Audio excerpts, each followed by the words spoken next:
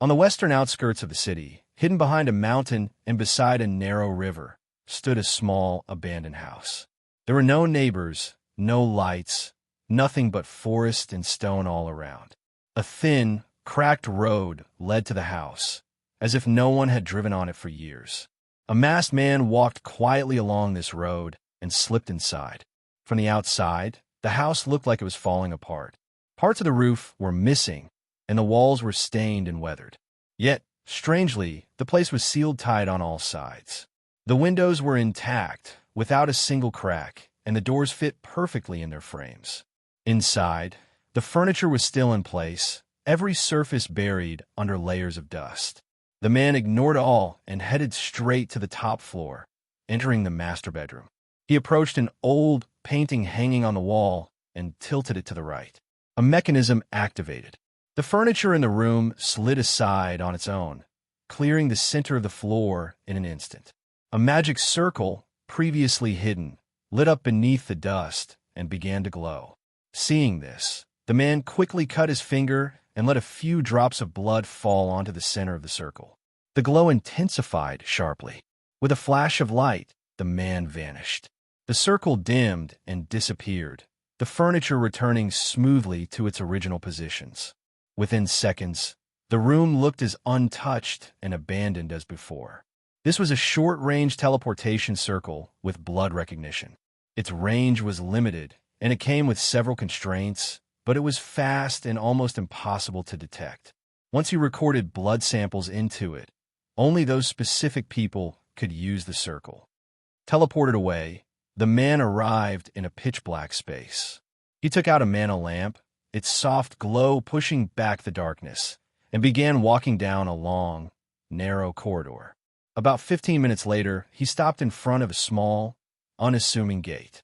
Despite its worn and fragile appearance, this door was anything but weak. It was strong enough to endure an attack from an S-rank individual. The man raised his hand and knocked in a specific rhythm. The door opened. He stepped inside. A large round table dominated the room, and several other masked figures sat around it. The man quietly took an empty seat. No one spoke. The silence stretched on until, 15 minutes later, the last person arrived and sat down. Only then did the person seated at the center of the table speak. Now that everyone is here, let's begin.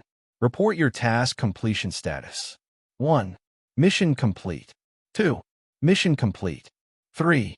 Mission complete.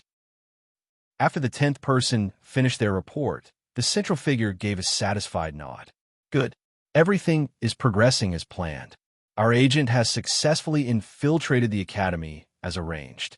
He paused, then continued. We'll proceed exactly according to the original plan. We must capture Leah and Kira before the chaos caused by the mana bomb settles. There can be no mistakes. We'll use them to force their fathers to hand over that artifact. Kidnapping them is the most effective method. Does anyone have anything to report? One of the masked men raised his hand. Yes, 7. Speak. I want to report something my men found. The girl Leah is frequently seen together with a black-haired boy. What should we do if he interferes? Ah, that boy. The man in the center let out a small, dismissive breath. If he gets in the way, just kill him. We don't need any obstacles. Understood. If there's nothing else, we'll end the meeting here.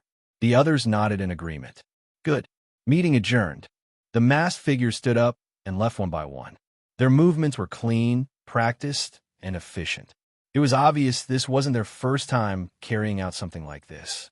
They were far too skilled in covert operations to be called amateurs.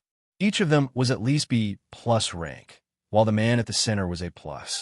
Together, they could form an elite strike unit worthy of any S-rank guild. They might not be able to defeat an S-rank individual head-on, but anything below S-rank would be in serious danger if faced with such a well-coordinated team. Freya Academy, Shopping District. Rio sat at a small table, waiting for a certain someone to step out of the fitting room in the outfit she had finally decided on after going through a dozen different options. He thought back to the moment they entered the store. The lady at the counter had greeted them warmly and cheerfully guided them through the racks of clothing. The moment Rio saw her enthusiastic smile, he had a bad feeling. His instincts were right. Leah had started firing off questions at him nonstop. How's this one? What about this? Does this color suit me? Or maybe that one? Is this too much? Is this cute? What about the other one? He was completely overwhelmed by the speed and volume of her questions. Before he knew it, he had been reduced to just nodding along in a daze, offering vague, yeah, and it's fine responses. Fashion? Trends? Matching clothes? That was completely outside his skill set. He was thoroughly defeated in this battle without landing a single solid hit. Even passers-by shot him sympathetic looks as they walked past, as if paying silent respect to his suffering. The lady at the counter, meanwhile, wore a smile that said she was thoroughly enjoying a live romance drama. This is more exhausting than training, Rio thought. Just as he was about to lose himself in boredom, a familiar, flustered voice pulled him back to reality. So, how does this L look on me? It's not like why your opinion matters or anything. But I'm just asking. Leah. Rio turned toward the voice. Leah stood there in a tight top, a miniskirt, and stockings. For a second, his mind went completely blank. What is that expression? Just say something already. Leah. Cough. Well, you look really cute in that cough, but cough. Isn't that a bit too short? Rio. Too short. Leah. Leah tilted her head in confusion. At that exact moment, a small breeze brushed past. Cough. Her expression froze. In the next instant, Leah's face turned as red as an apple. She hurriedly covered herself and rushed back into the changing room. Idiot. Don't look. Leah. Rio. After about half an hour of waiting that felt far longer than it was, she came out again in a new outfit. This time, she wore casual clothes, but somehow she still looked stunning. Even Rio, who usually kept a straight face, couldn't help but stare. His eyes involuntarily drifted to her curves and mountains, and he felt a twinge of guilt even as he admired the view. Noticing his gaze, Leah's cheeks flushed lightly. She glared at him and tried to act fierce, but that only made her look even cuter.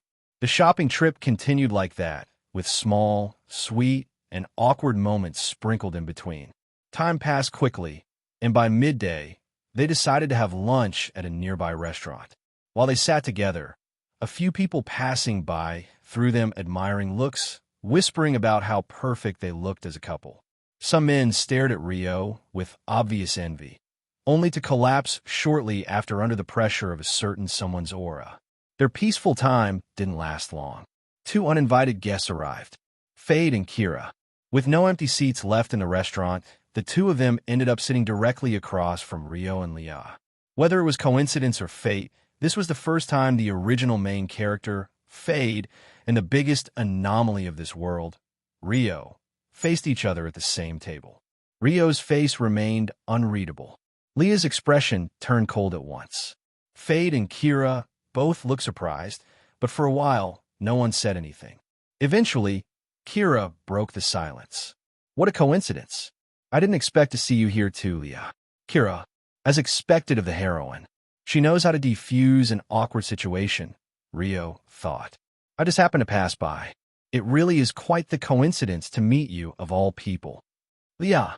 Leah really is cold toward Kira, just like in the novel. Fade's brows furrowed at Leah's tone. By this point in the story, Fade and Kira should already be very close. They're basically one step away from becoming a couple, Rio recalled. Why are you even here if you knew I was around? Leah. Well, Kira didn't finish her sentence. Her shoulders slumped, and her gaze dropped to the table. Just like in the novel, Kira still genuinely cares about Leah as a friend, Rio thought. Even in the original story, when Leah was on the verge of death, Kira had tried everything she could to save her, even attempting to counter the final villain's skill. She failed in the end, but her feelings were real. That, however, was a story for another time. Right now, the tension continued to build at the table. Seeing Kira so downcast, Fade grew irritated. As someone deeply in love with her, he couldn't stay quiet. Come on already. Can you stop fighting with Kira? I'm sick of you two constantly arguing. Fade, how can you not get it? This has gone far enough. I'm warning you, Don't bother Kira anymore, or else, Fade. Or else what? Rio. Fade's words cut off. He turned his head and finally focused on the person sitting beside Leah. The boy who had been silent all this time was now staring straight back at him, eyes calm yet sharp. A subtle chill ran down Fade's spine. He couldn't explain it, but something about this guy felt wrong. His heartbeat sped up. His instincts screamed danger. It was the same uncomfortable pressure he had felt when facing that S-rank octopus during their previous trip. He unconsciously straightened in his seat, becoming more alert. And who are you? Fade. The answer he got left Fade, Kira, and even Leah completely stunned. Me? Rio said calmly. I'm Rio Flash, a swordsman and Leah's boyfriend. Rio. What? Kira. What? Fade. Their voices overlapped and rang through the restaurant, drawing curious looks from nearby tables. Both of them stared at Rio, then turned to Leah, whose face was now as red as a tomato. Seeing her reaction, they could tell it wasn't a joke. For a few seconds, they just sat there with stunned expressions, then slowly managed to regain their composure. See congratulations, Leah. Kira. Why yeah, thanks. Leah. Her face burned even hotter.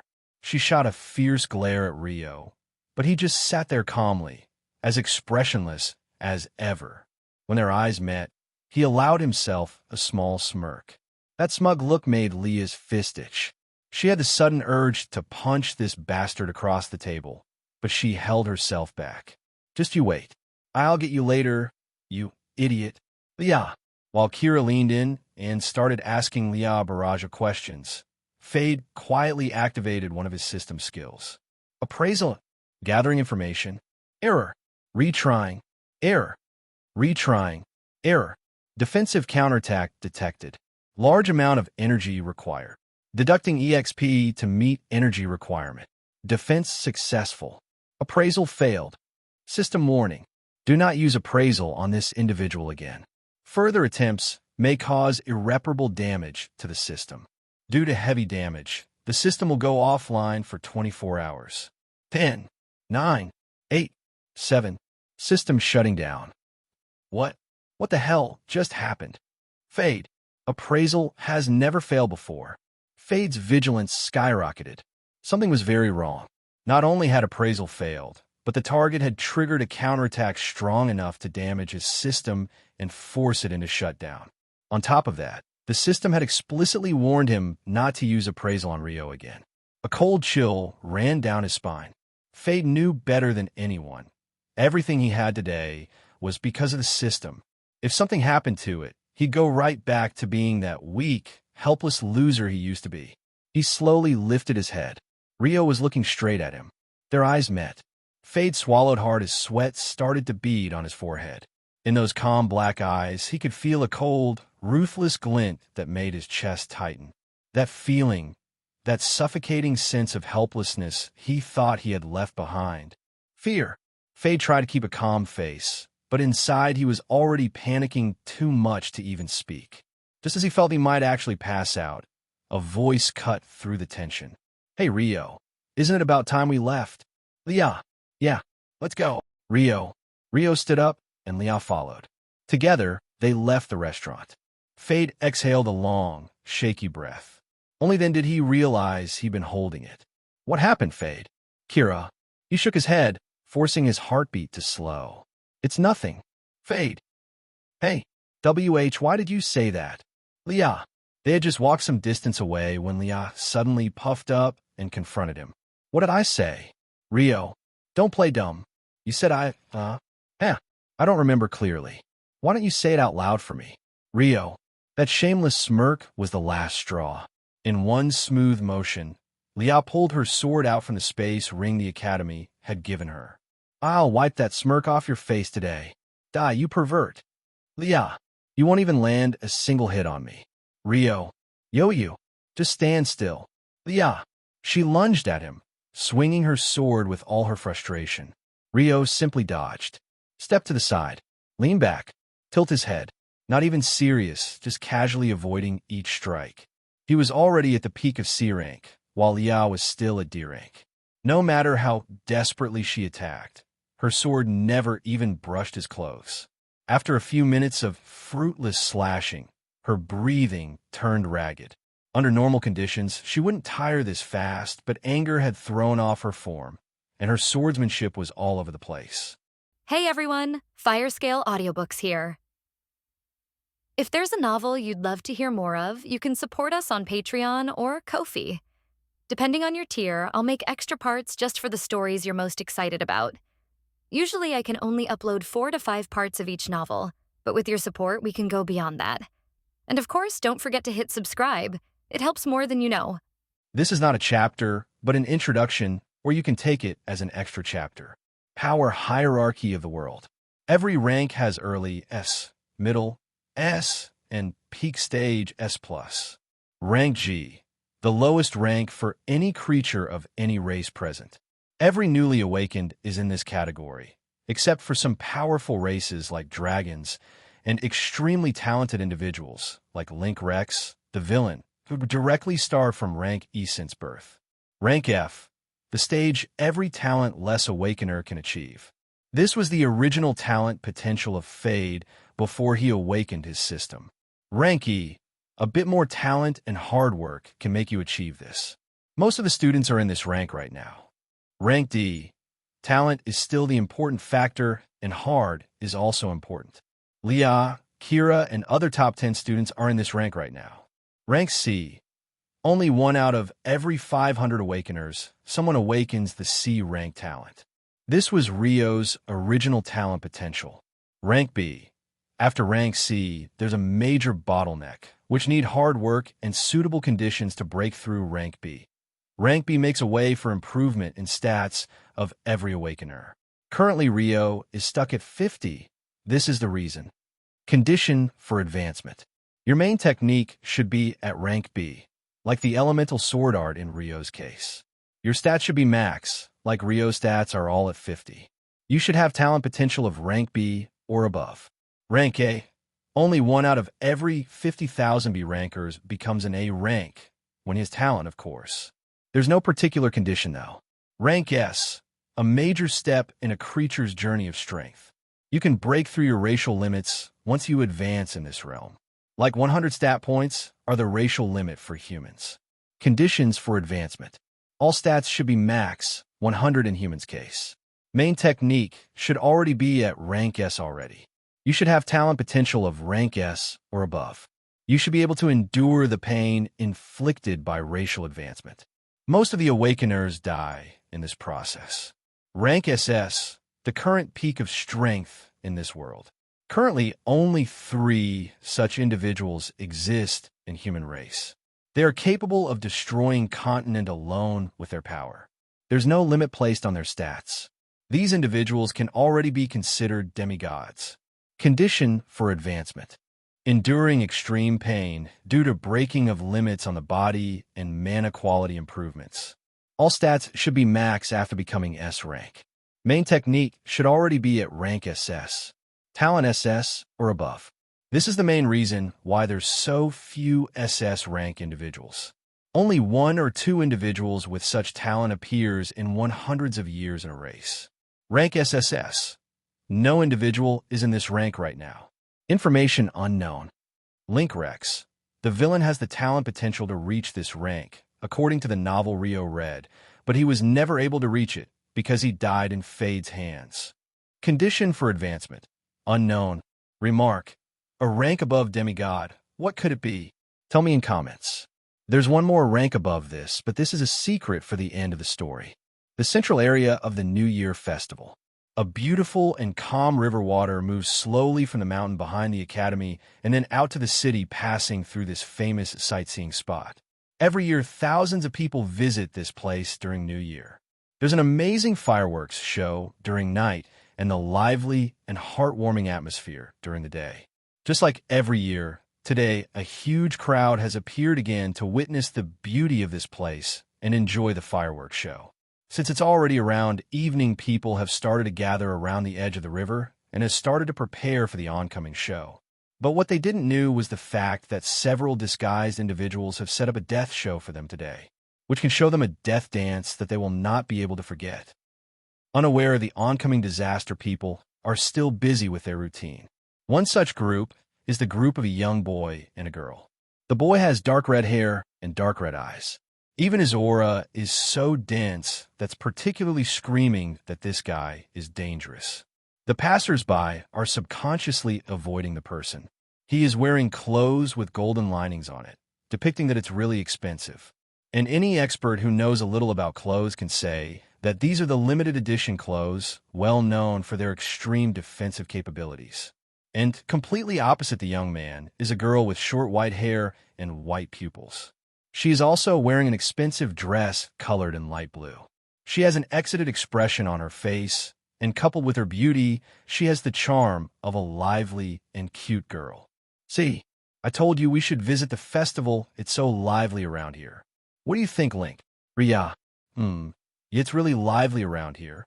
Link looked around and found the place really annoying, but he still did not show his dissatisfaction. He walked along with Ria without speaking much, but as if representing his direct opposite personality. Ria was speaking continuously. She is literally a huge chatterbox. See, that fish there, it looks so cute. Ria, see, there are so many people dancing there. What are they doing? Ria, oh, what's that, Link? Hey, Link, you heard me. They're that huge tower. Should we see it up close? Ria, that's the machine which will be used for fireworks show. It's dangerous to go around it. Only someone at rank B or above can use it safely. Link, then what is that person doing around there? Ria, Link looked towards the person Ria was pointing at. The person was wearing a worker staff's uniform and was doing something with the fireworks machine. Maybe he's doing maintenance work. Link, oh, is that so? Ria, although Link did say that to satisfy Ria's curiosity, but he still became a bit suspicious. After all, the maintenance work is always done only before the day of the show, which means there's no reason for someone to do something with the firework at the day of the show. But since Link had not came with his guards today, he decided to let this matter off for now. He decided to ask about it later from his guardian. As for now, let's just pass time somehow. After all, these fireworks and shows are simply boring for him. The only thing worth mentioning is that Ria is accompanying him today. He didn't want to destroy this day due to just boredom. Instead, the lively behavior of Ria is more entertaining to him. If only I was able to torture that guy Fade freely.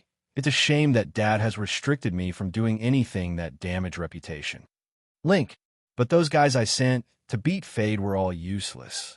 Maybe I will have to beat him myself later. So Link, just as Link was busy in his fantasies, Ria's voice awakes him to his senses again. Oh, look, the show is starting, Link. Ria, yeah, I'm looking, Link. As the show was starting, the crowd around them also started cheer loudly. The atmosphere was filled with the cheers and shouts of the people looking forward to their deaths. Thousands of people cheering for their oncoming death. It's ironic, isn't it? Just as the first firework was launched in the air, it directly rushed towards the crowd. The cheers suddenly died down, seeing the fire mass coming towards the people. Before anyone could have responded, the bomb touched the ground and exploded, directly killing around 20 people in the surrounding. Link suddenly sensed that something is very wrong here. He immediately decided to leave this place. But just before he could do so, the second bomb made its way directly towards their location. Seeing that the situation was getting worse by every second, Link brought out his gloves and directly launched in the air. Dragon Arts, intermediate punch. As if the bomb was as frail as an egg, Link burst through it. The bomb blasted in the air, causing no damage to civilians. Link landed down on the ground. Looking around, he found that Ria was nowhere to be seen. He jumped again and landed at a higher position to confirm Ria's location. It seemed she was led by the panicked crowd towards the edge of the place and was struggling to move. Just as Link was figuring out the way towards Ria, he found that several more of the bombs were fired, but some of them were taken care of by someone else, and only a few of them were coming his way. Maybe someone is trying to help the civilians escape. Link jumped towards the bombs and burst them one by one in midair. After solving this problem, he then again jumped towards Ria.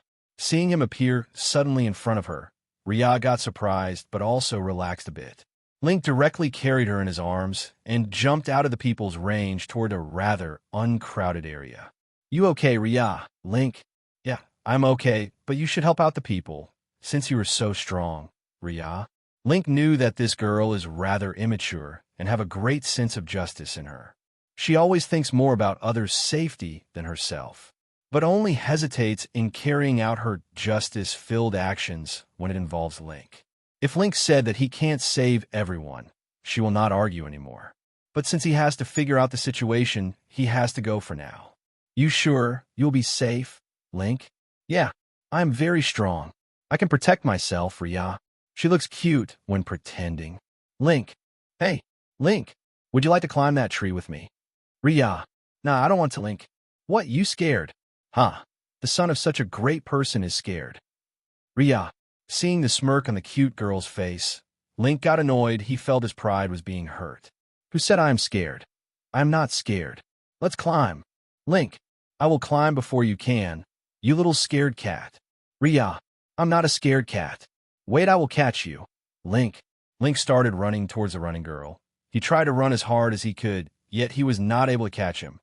As he continued to run desperately, just so as he can catch her for once, he saw her tripping and falling down. He immediately ran towards her and checked her knee for wound. Are you okay, Ria? Link. Yeah, just a little scratch. Ria. You shouldn't run so fast, you silly girl. Link. I am not silly though. Link's sillier than me, Ria. Ignoring her teasing, Link helped her get up. Both of them then started to walk towards the tree they had wanted to climb. Hey, Link. Ria.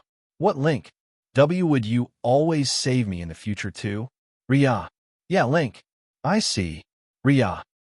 Looking at the same girl he had promised to protect being in grave danger, Link's heart started to beat faster. He started to feel extremely anxious and worried.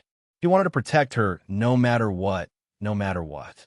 No matter what I will protect her, no matter what I will protect her, no matter what I will protect her, no matter what I will protect her, no matter what I will protect her, no matter what I will protect her, no matter what I will protect her, no matter what I will protect her. Protect her, protect her, protect her, protect her, protect her. Suddenly, the mana started to concentrate around Link. He started to lose his sanity by the mere thought of losing the most precious person that he ever cherished. Until he finally snapped. What's happening? A rancor. A strange silence appeared and an eerie atmosphere surrounded them, until the silence was broken by Link. Dragon Arts. Mana overload. Instantly, the mana in the surroundings started to tremble and madly rush towards Link. Even the ground started to crack from the mere impact of the mana moving. If not for the fact that Ria was right now held captive and was inside the mana shield of the A-rank individual, even she would have been affected by this much mana. The last black-clothed individual who the A-ranker wanted to save also burst apart into pieces, and his body's mana was also sucked dry by Link.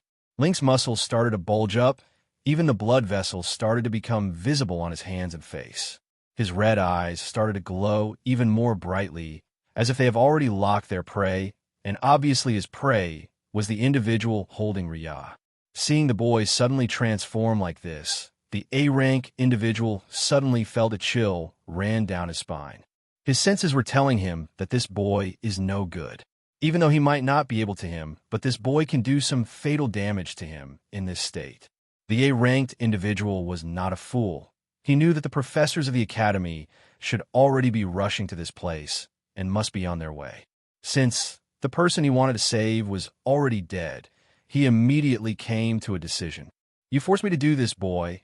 See how I kill her, and remember that me, Yug, an A-rank assassin, had killed her. Yug. Slash thud. Just as Yug was about to do the final attack, a sudden slashing sound came, with something falling. He found that the girl he was holding in his left hand up till now disappeared without him even knowing. His mana shield suddenly collapsed, and, just as he was getting more confused, he felt a bit pain in his right hand. Looking at his right hand, he found it was missing. Yeah, you read it right. His right hand was now on the floor. The F***K, Yug. He immediately tried to stop the fountain, like bleeding from his right hand, using his mana to seal it up. He is an extremely talented assassin, yet he never got to know what suddenly happened. This was just because he was just too fixated on Link. Seeing that Riyao was nowhere to be seen, Link's rage suddenly reached its limit. He immediately launched towards Yug with extreme speed.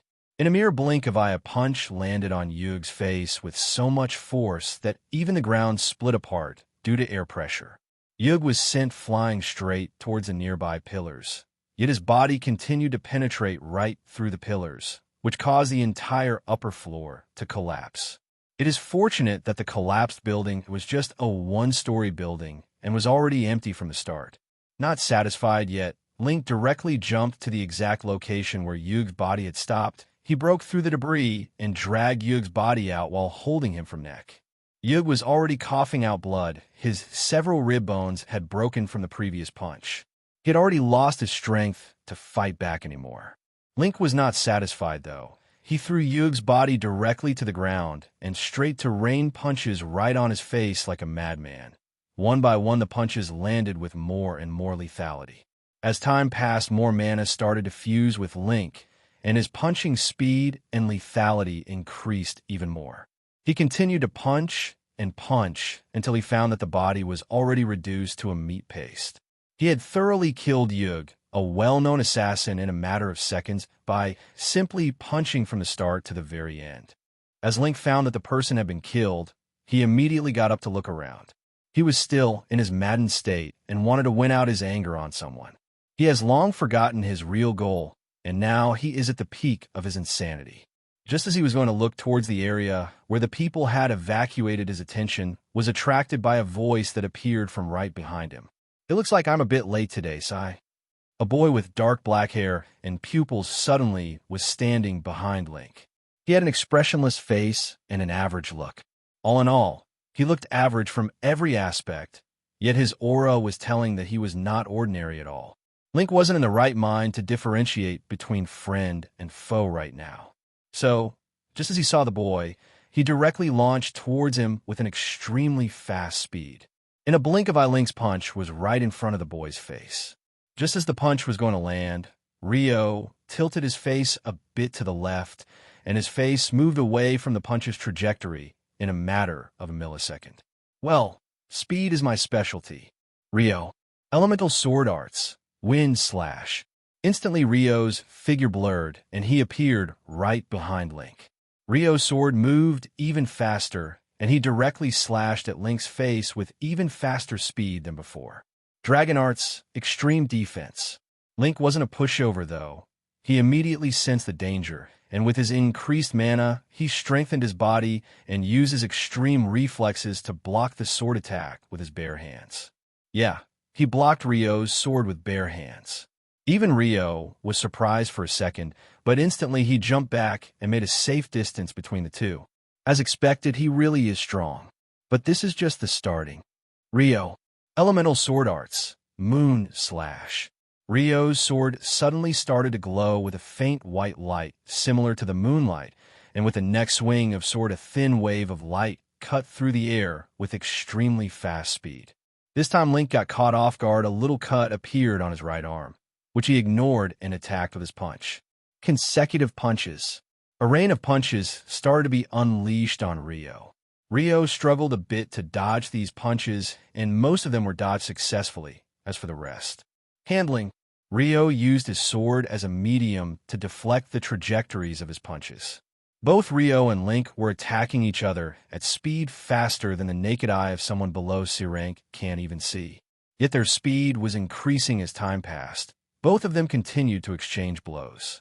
When a punch landed on Rio, he deflected it using handling, while Rio's sword only made small cuts on Link's body, even though it landed on him successfully. TSK, this guy has such a thick skin, I am not able to cut it. Rio. Now Rio totally understood why Link was considered the biggest challenge for Fade. This guy just that much strong and can't be defeated so easily. I doubt, if not for the plot armor, Fade would have never been able to even make a scratch on him. Rio. Not to mention this guy is even more unbeatable when in this rage mode of his. It's fortunate that he can only maintain this for a short period. Rio? After all, the mana overload puts a huge stress on Link's body, and if used for a long time it can cause serious damage to him.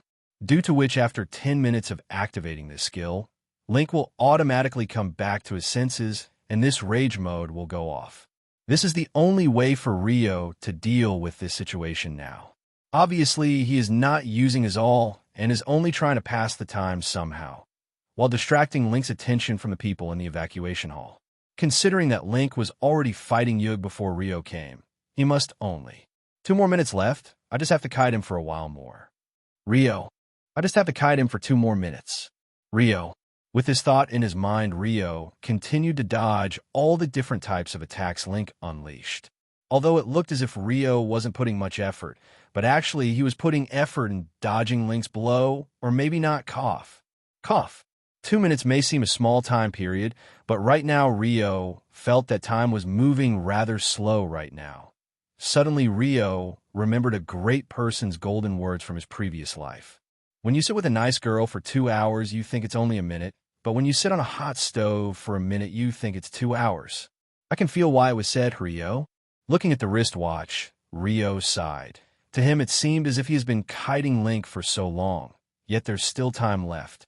He put this thought at the back of his mind, and then continued to focus on the battle. 35 seconds. 32 SEC. 31 SEC. 30 seconds. Suddenly Link stopped abruptly and backed off from Rio. By jumping a bit, he moved his hand in a strange motion, as if he was preparing for something. Rio instantly felt that the situation was not right. He also backed off and took a defensive style, ready to counter any incoming attack. As the movement of Link's hand stopped, the mana in the surrounding became turbulent and started to rush madly towards his hand, concentrating at his hand, forming a formidable pressure around Link.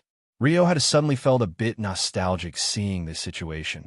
Why does moment feel very similar to the protagonist preparing for their final in order to kill an unbeatable villain, catching the villain off guard? Rio. Just as Rio was thinking this, Link finally prepared his attack. His insanity has reached its limit now, and Rio knew that Link will definitely come back to his senses after he unleashes this blow. Okay, then let's end this now. Sigh, Rio. Concentration. Body strengthening. Elemental sword arts. Sword strengthening. Sword aura. Fire energy. Rio continuously buffed himself, and finally decided to give his all in this attack. He knew that the next attack of Link can't be taken as a joke. With all the buffs on his body, his mana concentration in the body increased, his sword started to burn with blue flames, his muscles tightened up to the extreme. Thinking a bit more, Rio decided to take the initiative now. Here I come. Rio. Lightning sword. The sword moves with extreme precision and speed. The blue flames made a dazzling arc in the air, yet the power contained in this one strike was even more lethal than how beautiful it looked. In an instant, Rio's sword was right in front of Link's face. Link wasn't called the most talented individual in the novel for no reason. He immediately reacted, and his punch directly collided with Rio's sword. Dragon Arts, Extreme Dragon Punch. The two of the forces collided. The ground cracked even further, leaving deep cracks all over the place. A huge shockwave was produced from the collision, and the nearby buildings, which were still intact, finally collapsed too. Hey, you're so slow in climbing. Hurry up, Link. Ria. Yeah, I'm climbing. Wait a bit, Link. Ria pouted her cute face and looked at Link with a teasing face. The great and almighty Link can't even climb a tree. Such a cowardly cat you are, huh? Ria. I am not a coward. Just you wait. I will catch you. Link. Oh, then why don't you climb up faster? Mr. Great Link. Ria. Hearing her teasing words, Link hurriedly climbed the tree so that he can give this naughty girl a good punishment. Seeing that Link was finally coming up, Ria also started to climb more upwards. Hey, you shouldn't do that up. You may fall. Come back down immediately. Link spoke with concern. Are you scared? Then see how I climb this tree. You should learn from me, Ria. Ignoring Link, Ria continued to climb the tree, and eventually she reached the second highest branch. But the distance between the second branch and the first branch was quite big. Seeing this, Link tried to convince Rhea to not try something dangerous. Yet Rhea ignored him again and directly jumped at the highest branch. In the end, she barely and unsteadily made it to that branch. Looking around, all the things looked small. She can see the setting sun and the horizon even more clearly. She can see that this grassland was so big that she can only see grass all around them. The only exception was the huge villa situated nearby. This villa belongs to Link's family. Just as Rhea was busy and looking at the surrounding, she didn't even notice that the branch on which she was has started to crack a bit. But Link had long noticed it, so he tried to alert Rhea. Rhea, be careful, Link. But before he could do so, the branch directly broke and Rhea fell from that place. I will definitely protect her. Link, oh, come on. Come back to your senses already. Rio. Both Link and Rio pushed each other with more and more strength and mana, yet none of them moved even a single centimeter back from their place. They were now in stalemate, until it broke up in an instant. Slash bang. Two high-pitched sounds rang out, and the mana in area finally calmed down.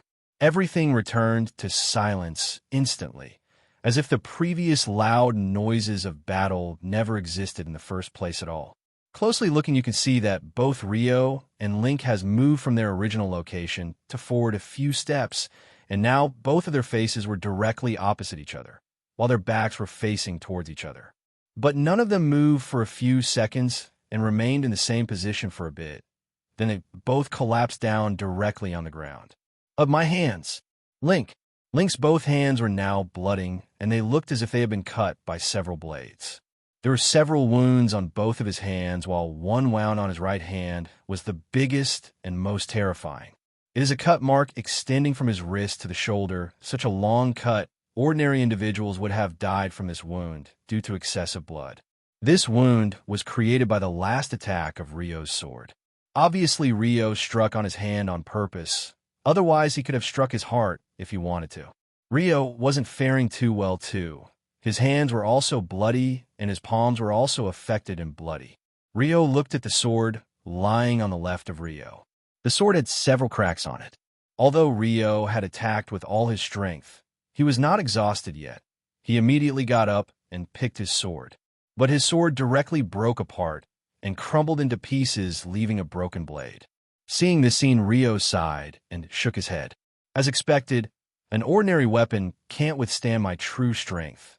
I will have to look for something better after I finish this mess, sighed Rio. Even though Link has been fighting like a madman and is now totally exhausted, he is still able to remain conscious for a few seconds. He looked at the unknown guy who had helped him calm down. Link wasn't a fool. After he came to his senses, he immediately understood that this unknown guy could have wounded him more if he wanted, but he didn't. What your name? Link. Rio looked behind, and he was surprised for a moment that this guy was still conscious. Such talent as expected of this guy. Rio. I am Rio Flash, a fellow classmate. Rio. After saying that, Rio's figure blurred, and he immediately disappeared from the spot.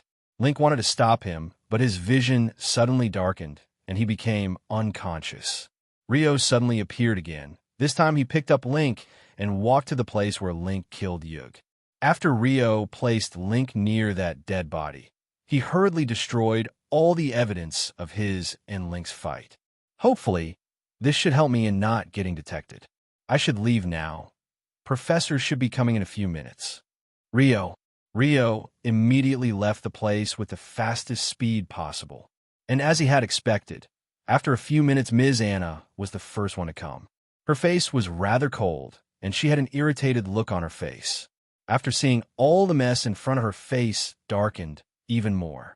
After her, several more professors also arrived at the spot and started to help in evacuation and rescue work. Several staff members and guards also arrived at the location one after one.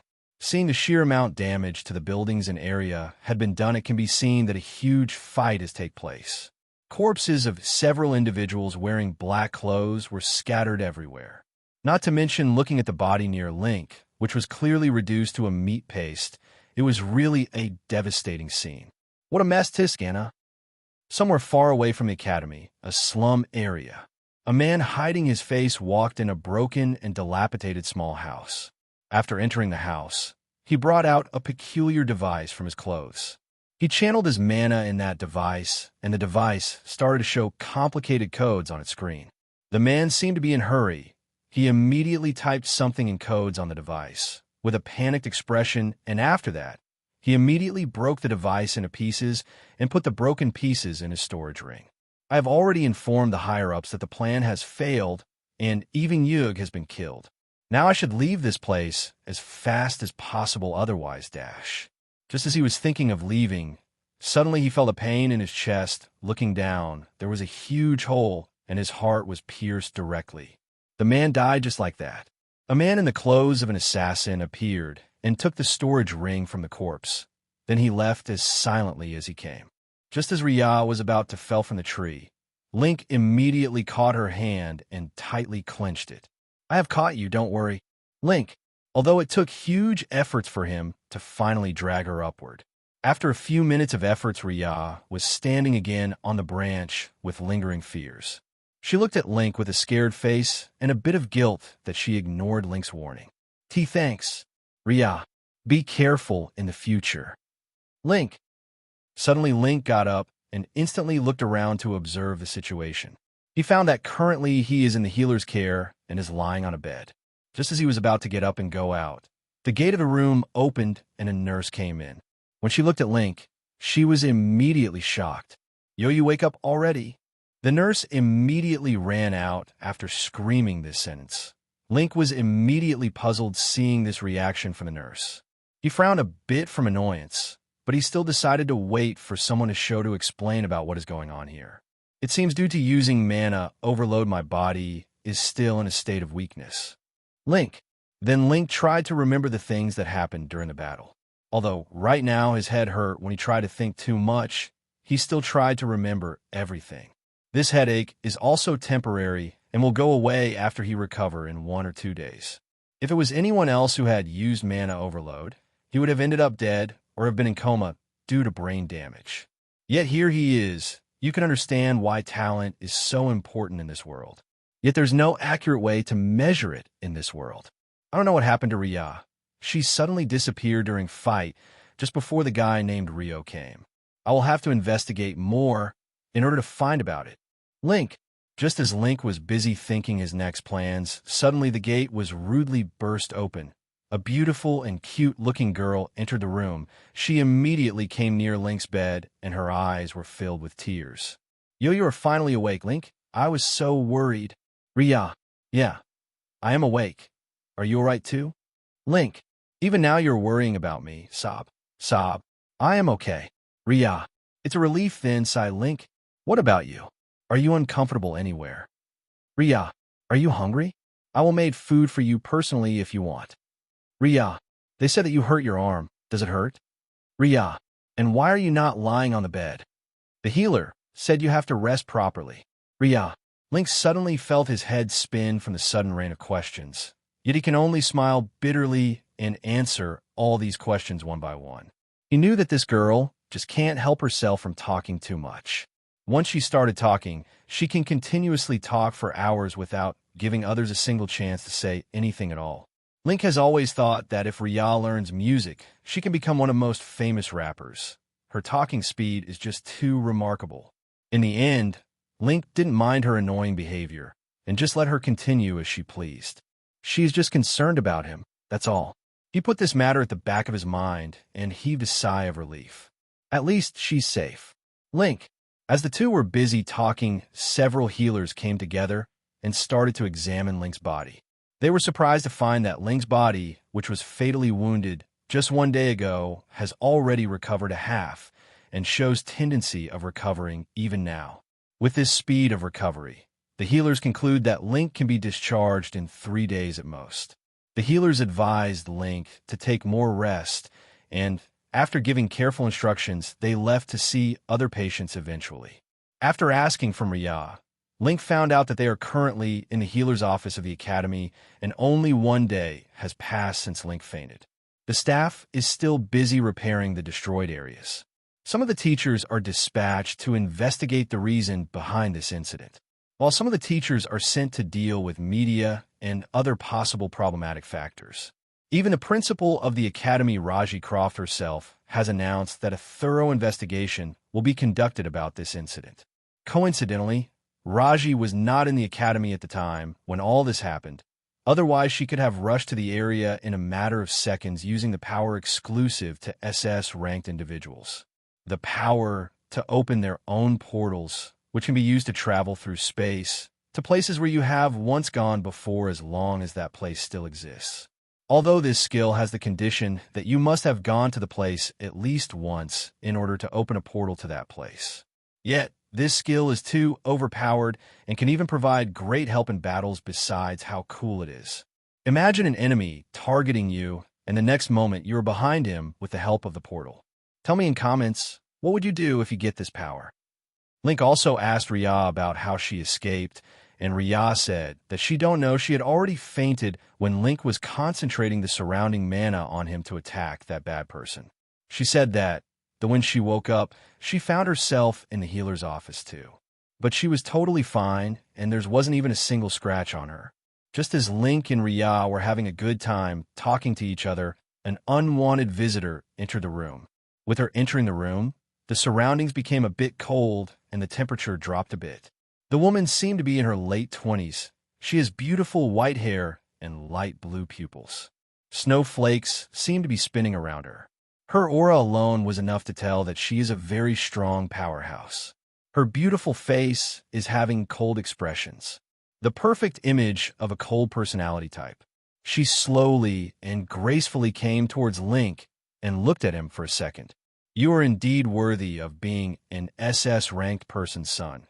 You killed so many B rankers, and even an A ranker, yet you were able to recover so fast. I am now even more certain that my choice of having you engage with Rhea was really right. Her voice is extremely cold and devoid of any emotions, which can make someone wonder if she is being friendly or is an enemy.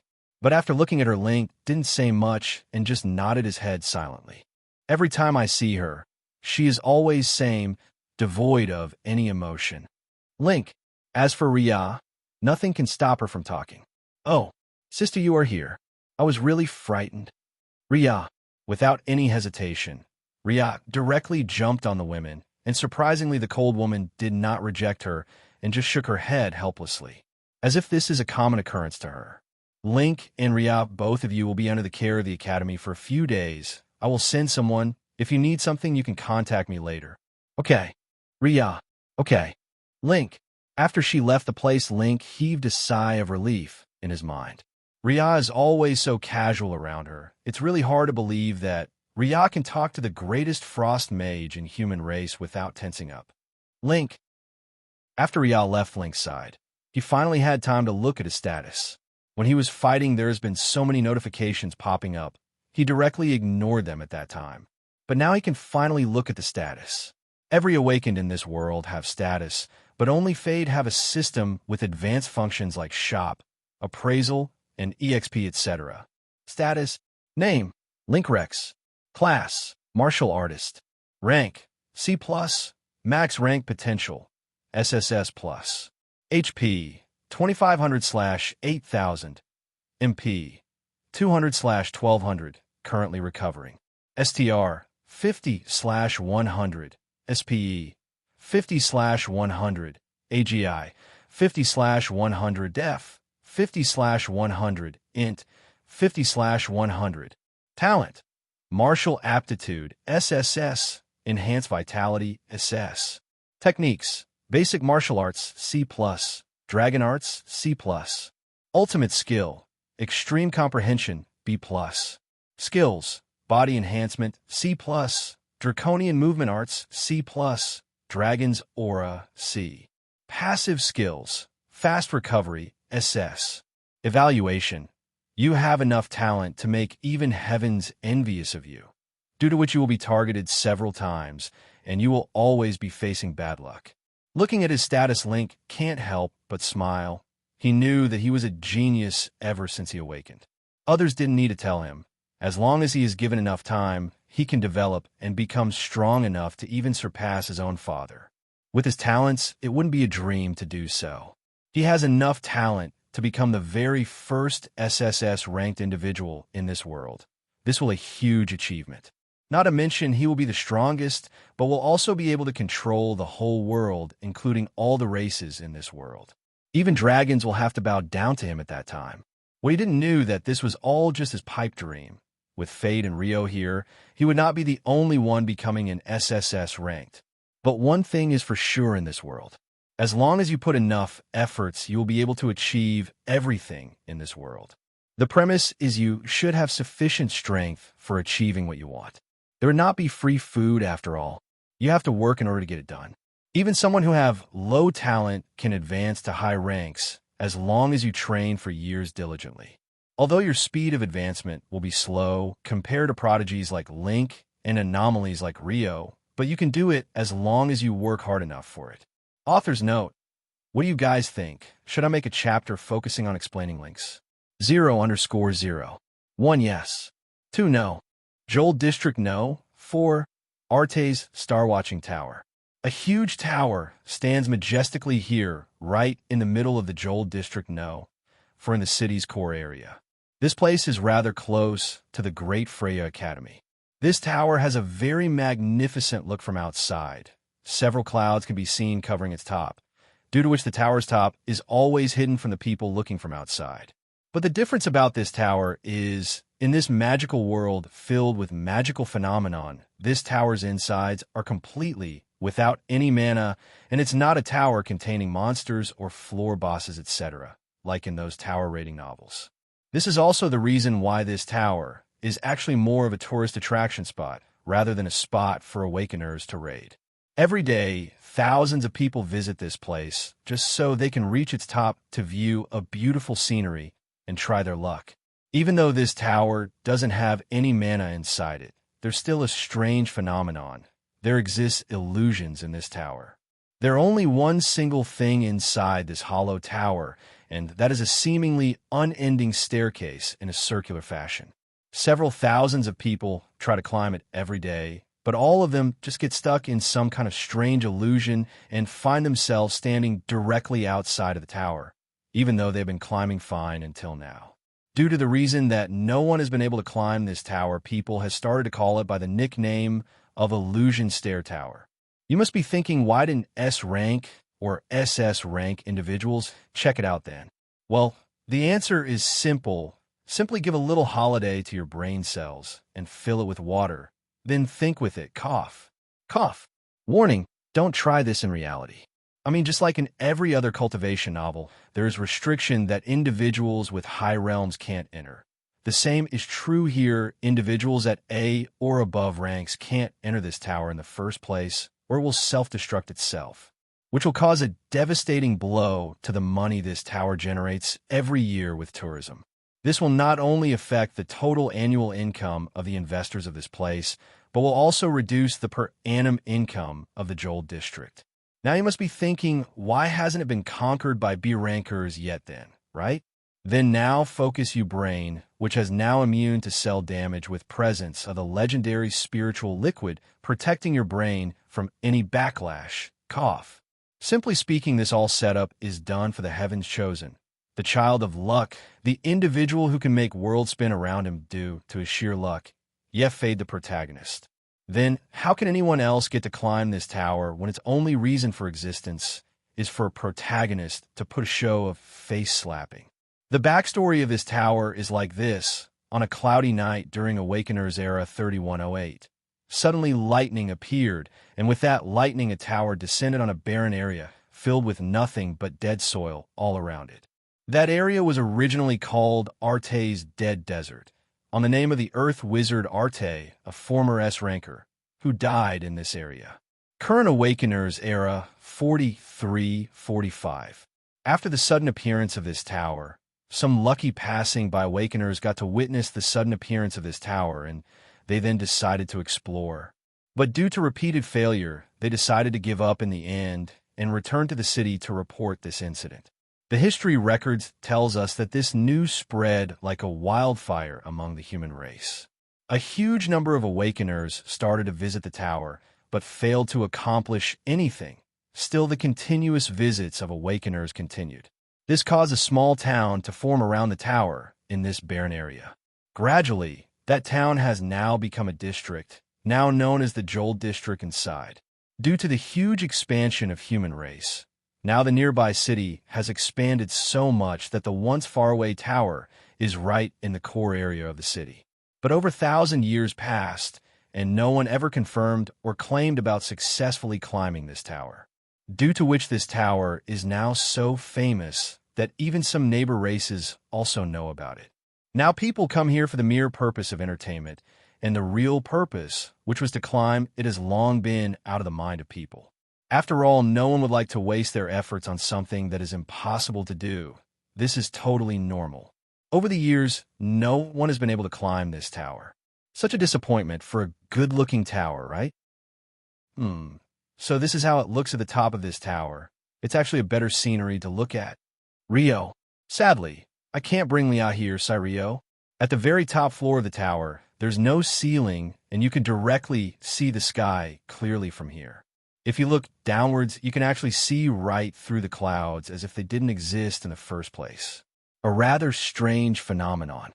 Rio. What Rio didn't consider was that it was even more strange and ironic for him to be standing at the place which no one has ever visited since 1,000 years.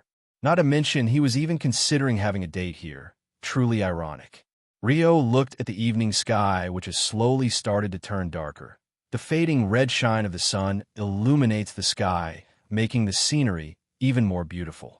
Even though this place is extremely high in sky, the winds are still slow and steady, bringing fresh breeze, making Rio's black hair rustle in the air. It seems it will take a bit more time for it to appear. I will have to wait a little more. Rio. Seeing that there was still time for the thing to appear for which he has come here, he decided to wait for a bit. While waiting for it, Rio remembered the things that happened in the past few days. He had been very busy to sort out all that had happened, and now it seems that it is an appropriate time for it. I didn't expect that my interference can cause such a huge change in the story. Well, at least the results are better than the original Rio. In the novel which Rio had read in his previous life, the number of people killed were counted over 100 during that bombing, and then even more of them were killed by that group of disguised individuals. Originally, Fade was supposed to cause a commotion there before the start of the firecrackers. Since he knew that there is something wrong going on with the machine, he tried to tell people that they should leave the area and evacuate in order to save their lives. But this method actually backfired. Due to Fade being a disaster magnet, several individuals in the crowd didn't listen and started to argue with him, causing his actions to be delayed. Then he directly gave up and left to find Ms. Anna. He thought it was good a choice, but actually caused more damage. It took about half an hour for him to bring Ms. Anna. When they arrived, they found hundreds of dead bodies scattered around the place. Link was sitting near a corpse of a girl at that time, right in the center of the area. He was repeatedly saying, "Ria, please wake up." Ria was a cannon fodder type extra in the novel. She died in the very first chapter. She appeared in the hands of now dead Yug. After which Link goes on a rampage, destroys everything around, and after killing Yug, he attacks the evacuating people until he comes back to his senses automatically. This incident not only affected the Academy, but also triggered the starting of Link's downfall. From this moment onward, Link started to get defeated by Fade on every way until he was killed by Fade at the end of the Academy arc. Link became mentally weak due to witnessing the death of Ria. He didn't care much about the people he killed, but Ria's death was a huge blow to his mind. Even Link's own father scolded him since he was not able to protect Ria, even though he was engaged to her. With even Link's father not supporting him, he broke even further and slowly started to darken bit by bit. His sadistic tendencies, which had started to heal due to Ria, immediately increased. He became even more cruel and sadistic than he originally was. His reputation fell down from the very top to the very bottom in a matter of a few months after he got defeated by Fade continuously. But Link didn't care. He had long developed a grudge against Fade and considered Fade guilty for Ria's death. His mind was already messed up in the first place, and Fade being the disaster magnet, he attracted Link's grudge on himself. I don't need to tell what would have happened after. You can guess it. Yeah, Link died in the end, and then Link's father started to chase after Fade. Then after Link's father died, his subordinates started to chase him, and the cycle continued for 2 whole years, just like that. But compared to this tragic ending, the reality has been altered to a rather better direction. Even if you calculate the casualties, only 40 individuals died, including all killed by the bomb and the black guys. Since Rio had diverted Link's attention, Link wasn't able to kill those innocent people, and his rampage never happened. Although Ms. Anna and the professors arrived a few minutes later than the original time, in the end it all turned out well.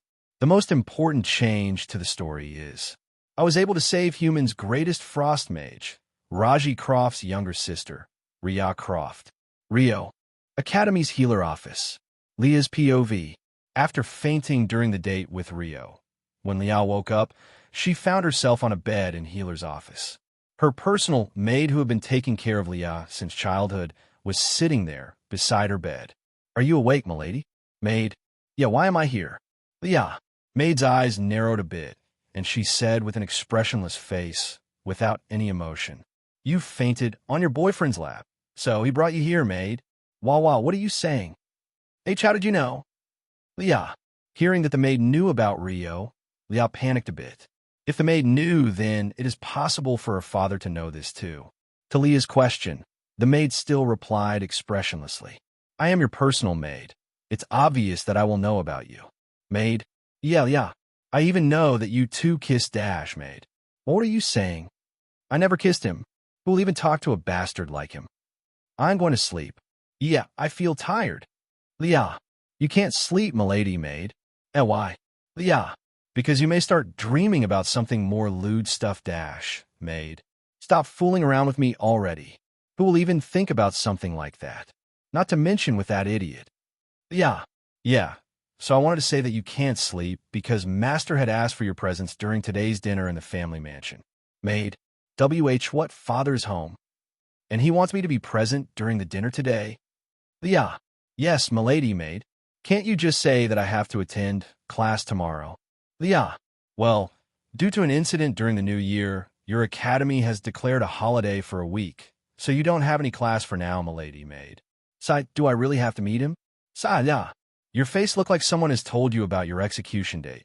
You shouldn't make a face like that, m'lady. You can do it, maid. Are you trying to motivate me? Thank you, Mel, yeah. The capital city Astra is divided in several areas. The areas are divided on the basis of how powerful the individuals living in that area are. Outer area, ordinary humans, unawakened. Most of the population lives here in ordinary and low-quality houses. Inner area, individuals from rank G to rank B all live in this area. Core area, individuals from rank A to S live in this area. Most of the high-ranked guild and building are also in this area, like the academy. Central area. Currently, only 3 families live here along with their subordinates and the highest quality guilds. These 3 families are backed by an SS ranker each. They're the Rex family, Croft family, and the Aldiff family. Central area, Rex Mansion. Link was heading towards his father's office. While he walked towards the office, an extremely beautiful scenery could be seen passing by. All of this is an artificial garden made by the top human engineers. You can experience anything you want in this huge garden.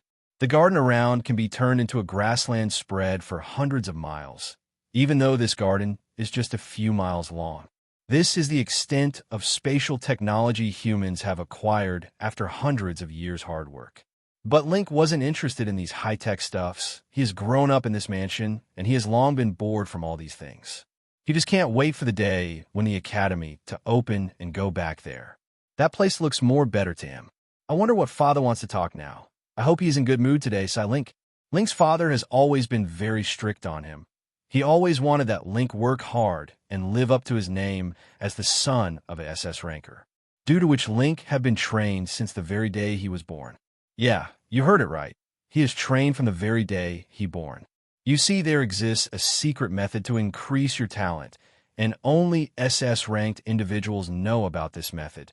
They have strictly restricted the spreading of this method. After all, if it was possible to increase one's talent was possible, then it could cause a huge sensation in the humans and several individuals will also go to any extent to do so, which will instead be more dangerous for the humanity itself. The method is that when an individual is still in unawakened state, if he baths in water containing at least one or more perfect rank mana potion every day, they can increase their chance of awakening with a high rank talent to a very high percentage. But the twist in this method is that a single perfect rank mana potion is so expensive that even A-ranked individuals can't afford it. Only some rich S-rankers can afford it after saving money for several years.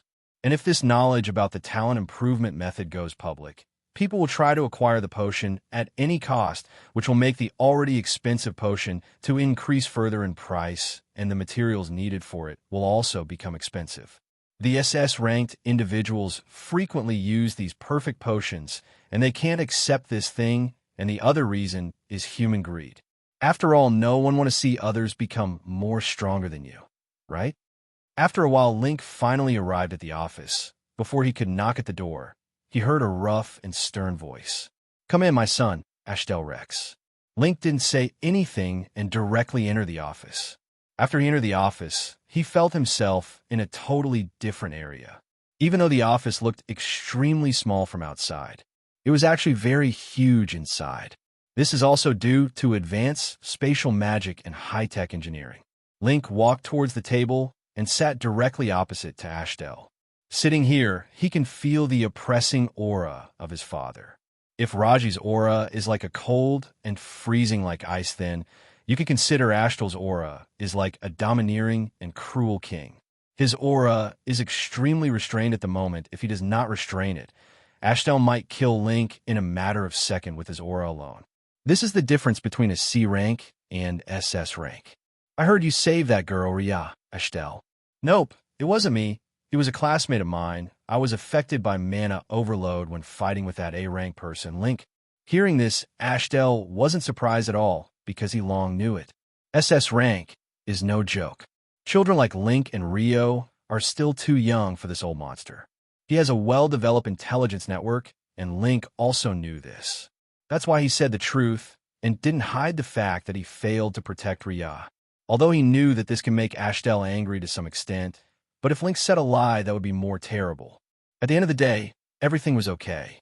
If you didn't kill that A-ranker, Rio wouldn't survive. I doubt that kid Rio would have been able to do the same, right? Ashtel. Not really. He was able to hold his ground against me for several minutes, even when I was in the state of mana overload. I think he have the talent to be a peak S-ranker. Link. That's surprising. Well, peak S-rank talent is very rare too. Anyway, it's a good thing that we found him early. You should make him your ally when he is still a hidden gem. Ashtel. Yes, Father. Link. And since you didn't cause a major incident this time, I will ignore that little mistake of yours. But you should take your guards with you. Don't be careless like you were at that time. Now you may go, Ashtel. Yes, Father. Link. After that, Link left the office and the previous silence returned. A peak S-rank talent, as expected of Kevin's son. Maybe we will be able to see that sword once again. Ashtel. Core area, Silver family's mansion. In the dining room, Leah sat on the seat farthest from her father's seat. Although her face was normal, her mind was in a great mess. She was thinking about running away from this depressing place already. After a while, a burly man waked in and sat directly at the head seat. This man is James Silver, an S-rank warrior, tank type. He looked at Leah, who was sitting so far, and frowned a bit, but decided to ignore this. James has straightforward personality. He doesn't like to talk nonsense and hates the people who talks too much. The only problem is that he is too straightforward. So who's Rio? James. Leah, are you okay with him? James. Leah, does he treat you in the right way? James. Leah, should I give him a good beating so that he listens to you? James. And no, what are you even saying? Leah, stop talking nonsense, Father, and say, why have you summoned me already? Leah. James. What? Why are you making a face as if you are about to cry? Leah, it has been so long since you called me Father. How can I not cry? James. I didn't say anything. You are just imagining stuff. Yeah. Remembering about the photo his subordinate gave him earlier, James was feeling a bit happy in his heart. He was able to see his daughter laughing after so long in that photo, and today Leah even called him father. All because of that boy. Sigh. In the end, should I accept him as my son-in-law? James. After hearing this, Leah's face immediately became red. Well, what the heck are you talking about? Who would marry that stinky guy? Not to mention he is a training maniac and is so untalkative. Leah. Oh, what a coincidence. Aren't you two rather similar then? Could it be a match made in heave dash, James? Leah blushed even more, and her face became as red as a tomato. Oh, come on. I am leaving. Leah. Okay, wait. I will talk about the main thing now. Stop. James. Hearing him say that he will stop talking nonsense, Leah reluctantly stopped from running away. Didn't say it already. I have to train Humph, She resembles her mother so much when she gets angry, sighed James. James shook his head and decided to get serious now. So, the main thing that I wanted to say is, James. Leah, bring that boy Rio with you this weekend to meet me. I have to talk to him about something, James. Well, why would I bring him, though? Leah, just do as I say, James. But Dash, no excuses, just bring him here. Otherwise, I will go myself, James. Oh, okay. But why do you want to meet him? Leah, I have to fulfill the promise which I did to an old friend of mine, James. Leah got confused, but in the end, she agreed to this brazen request and left for her own room. After Leah left, James' butler, who was quiet until now, suddenly said, Master, are you really going to give that to him? Butler. Hearing the butler's question, James just nodded his head and spoke in a rather calm voice. Yeah, it belongs to him anyway. James. Joel District, Arte's Star Watching Tower. Rio looked at the sky, and after a few seconds, a faint and hazy figure of a star appeared in the sky. Although there was still some time for the sun to fully set down, but this star can be seen without much problem. It's time, Rio. After a few seconds, the thing Rio was waiting finally came. You have discovered the entrance to the hidden floor of the Arte's Tower. Would you like to enter? Yes/no. Yes, Rio. Suddenly, a blinding light enveloped Rio's whole body, and as the light slowly started to fade away, Rio's figure also disappeared from where he was before. Unlike the teleportation magic, where mana and mana circles are needed to carry out teleportation, this method only involves a set mechanism and a medium to teleport an individual from one place to other. The star and the tower both are the part of the set mechanism capable of teleporting anyone standing at the roof to the hidden floor, while the individual's body is the medium through which this teleportation occurs. This method has actually long been lost during early times since the arrival of mana in this world. Nowadays, this method is just recorded in the legends and myths. Only history lovers like Kieran know about its legends and myths. Most of the world don't even have any idea about its existence. When Rio opened his eyes, he found himself standing in a dilapidated library of some kind. It really is a unique experience to travel through a method which is considered only be possible in legends. Rio. He looked around for a while and found that most of the books here are still in good condition, just like it was described in the novel. But since Rio knew that these books are written in some kind of different language, which he can't understand at all, only someone with great knowledge can do so, like Kira. Well, according to the novel, these books all contain historical records, which are not really much interesting for me anyway, Rio. Although for history lovers this place is just like heaven. For him, this is simply a waste of time. He shook his head and started to walk around in order to find the biggest bookshelf in this library. After a while, he finally found it. He then started to look for a book with the label of a dead dragon whose head is pierced by a spear with a mark of a star on it. The shelf being so big, it contained about 100 books, due to which it took about a few minutes for Rio to find this book. After Rio finally found it, he picked the book and started to walk towards the statue in the center of this library. This statue is a resemblance of a great individual who was once known by the nickname of the most knowledgeable man in the world, Duram. Obviously, Rio just read about it in the novel. He doesn't know the history at all. Rio placed the book in the empty hands of the statue in a holding posture. As if a certain mechanism has been activated, Rio then again walked towards the bookshelf and tried to slide it on the side. Surprisingly, it opened rather smoothly, without using much strength. A small room appeared in Rio's sight. He walked in without hesitation, and as he had expected, a pure white-colored stone was floating in midair, while the whole room was empty. Rio didn't care looking around. He already knew theirs was nothing of interest except this stone. He directly grabbed the stone and started to direct his mana in the stone. Perfect rank enhancement stone discovered. Effects unknown. Would you like to use it? Yes/no. Yes, Rio.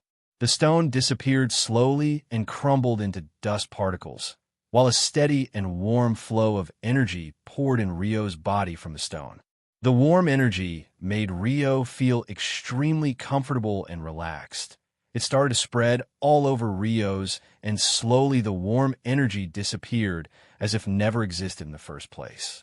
After the warm energy disappeared, Rio felt that his body has become much stronger than before.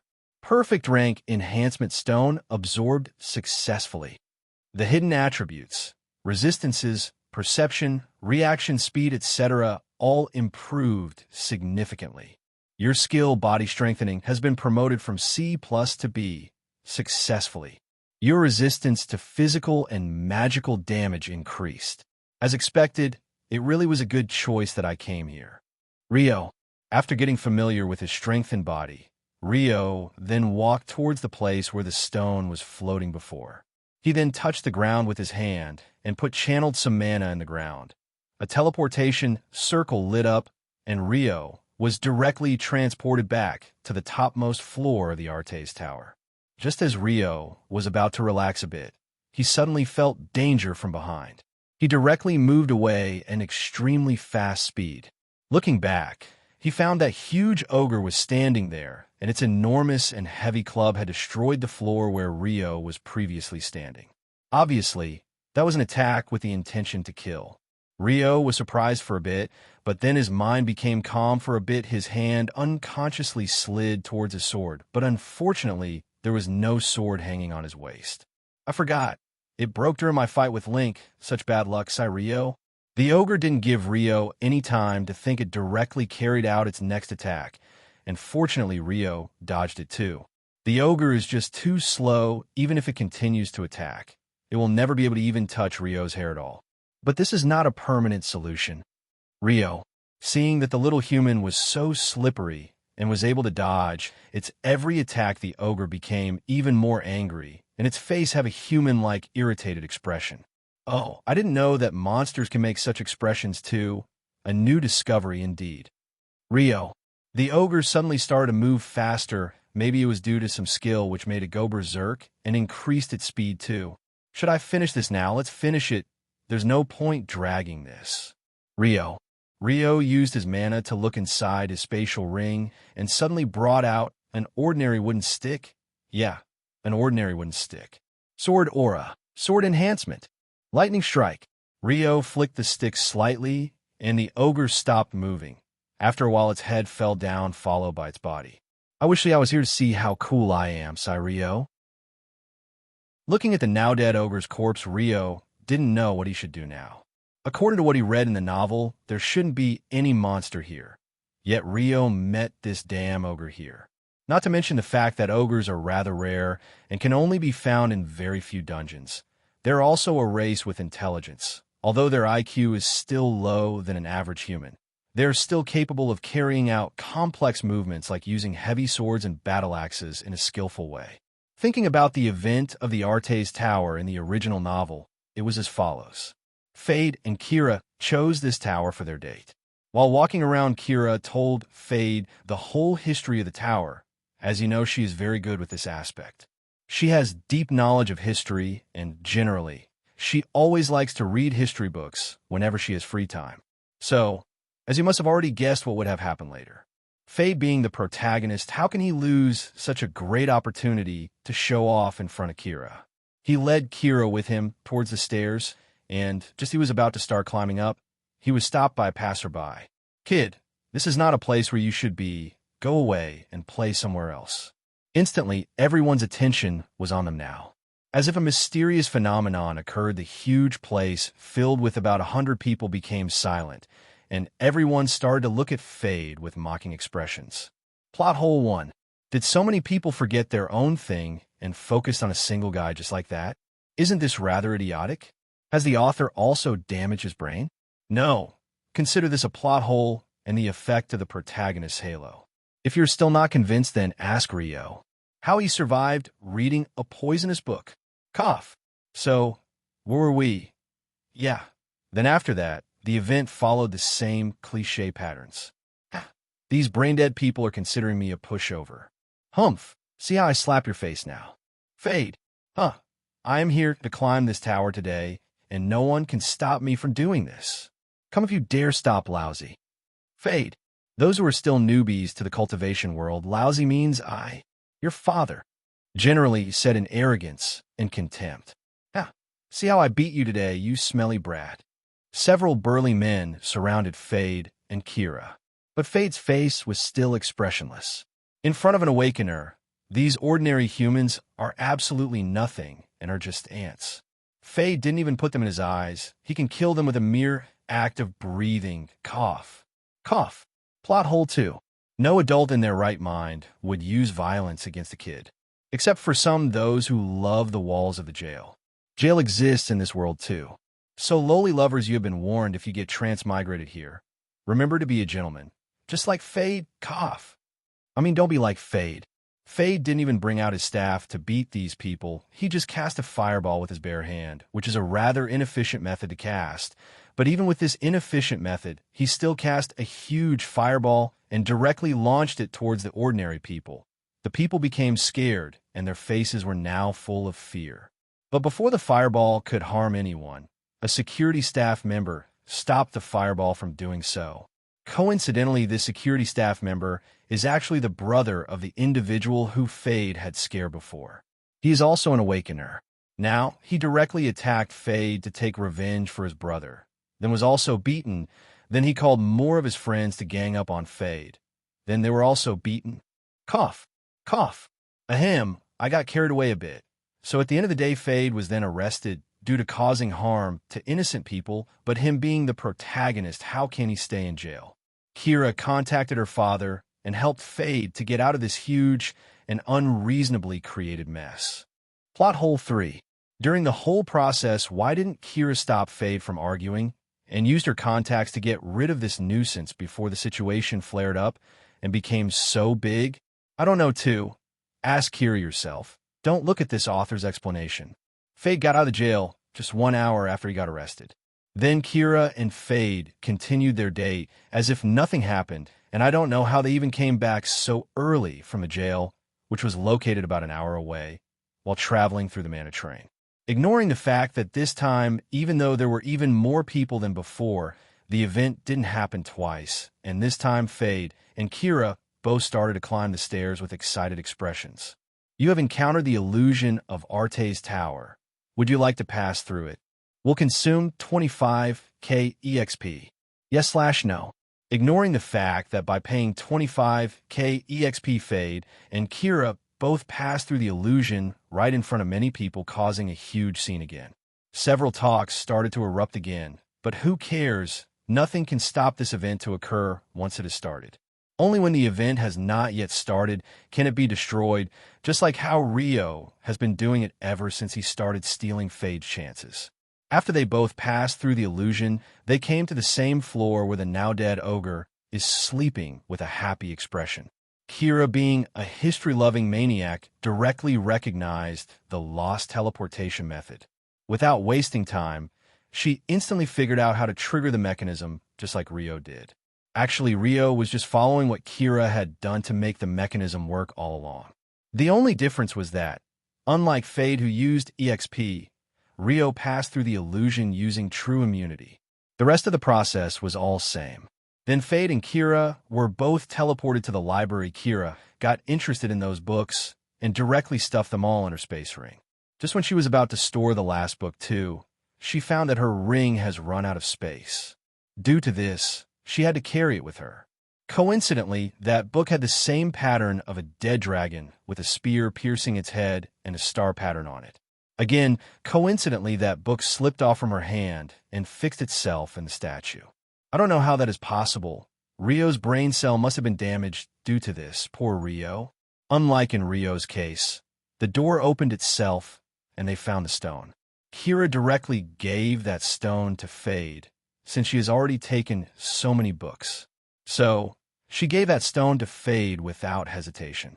Fade didn't disagree and used it on himself. Then, they found the way out by finding that teleportation circle by looking at the wall, which had some ancient language written on it. No monster stopped them, and they left the same way they came, through the stairs. When downstairs, they were directly surrounded by a huge number of people who couldn't wait, but asked about how they passed through the illusion and what they got, etc. And just when the situation was getting out of control, Kira's bodyguard arrived and helped them clear the way. This way, this event ended. Rio looked at the monster corpse again, and the same thought that he had been thinking about for a while now came to his mind. Is the heavenly luck trying to stop me from stealing Fade's chances? Rio, if that is the case, then it will really be a problem for him. But even if there are some troubles, this professional thief can't be stopped. After pondering for a while, Rio shook his head. There's no point in thinking so much and wasting my energy thinking about this dead monster. Rio put this matter at the back of his mind and started to walk towards the stairs.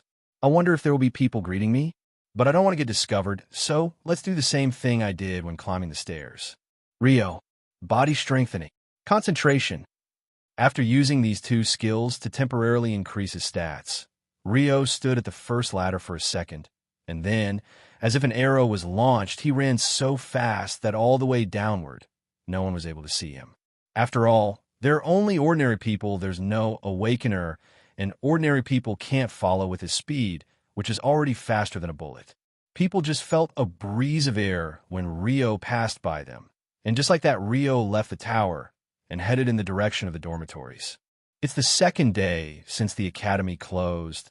The news about a terrorist attack on the academy is currently in the headlines, and every news channel is broadcasting this incident with more and more exaggerated remarks. The rumors are spreading faster than a wildfire. Not to mention, Link has become the star, and there are several talks going around on Link.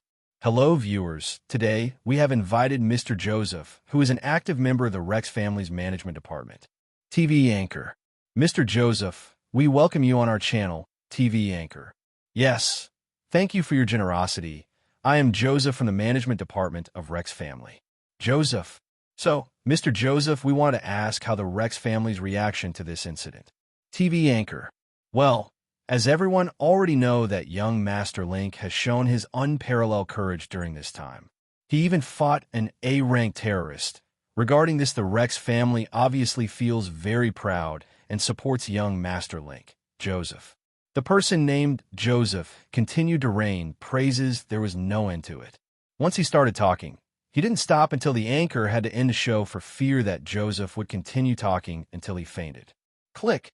Rio closed the TV with a rather annoyed expression. He has been enjoying his free time until these idiotic interviews spread all over the internet. This is a modern world with mana and technology coexisting here. But then this idiotic interview started, and every channel he looked at was all broadcasting this same thing. Even the channels which were not new channels were also doing the same. The whole internet is filled with talks about Link. Rex family is really a true giant, Rio. All this showed only one thing, that the Rex family has enough power and authority that they can literally even shut down the whole internet network. Not to mention the greatest guild belongs to the Rex family. They also have a huge business empire. Trillions of wealth are nothing to the Rex family. From a small needle to a satellite, the business empire of the Rex family is capable of producing everything. There are even unique class awakeners like alchemists, etc. present under them, and are capable of making several perfect rank potions and artifacts. Although most of the artifacts are generated from the dungeon raids, artificially crafting them is also possible, but it takes enormous wealth and talented individuals.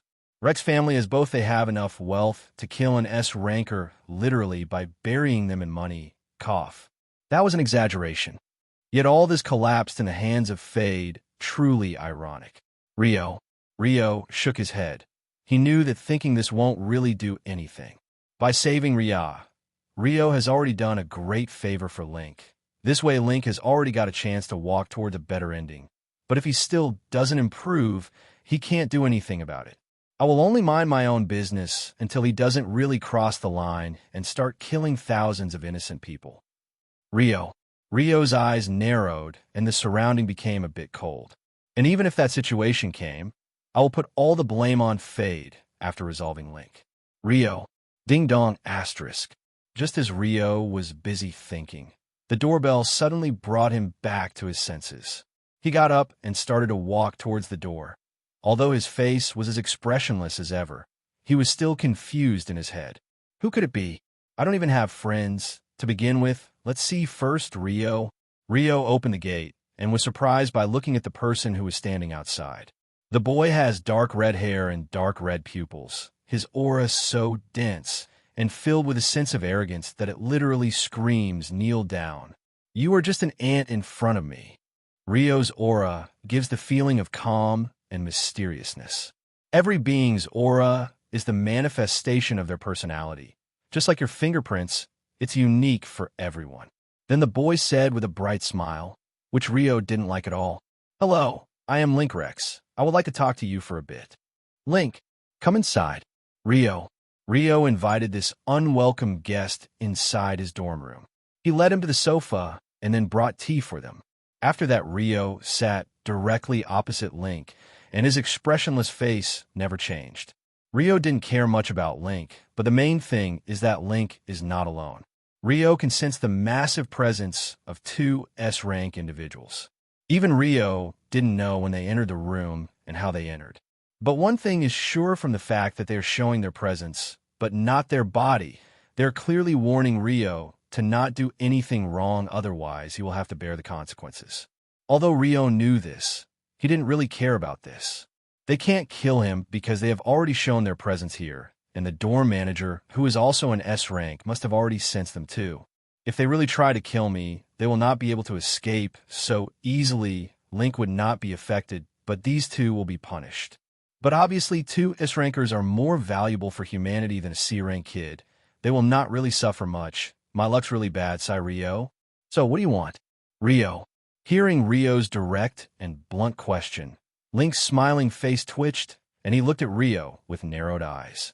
This guy is the first one to speak so disrespectfully to him. Except for his father and his mother, no one ever dared talk to him without any respect. Was it you who saved Ria? Link. I don't know what you're talking about. Rio. Don't pretend to not know. Tell me, what do you want in return? Link. If you really want to give something, then I can't reject. It will be good if you can provide a movement-type skill book or something. Rio. You are rather greedy than I originally thought. Do you even know how precious a movement skill book is? Link. Obviously I know. But to the Great Rex family, this much is nothing. Rio. Well, that's true. Okay, then I will ask someone to deliver it to you later.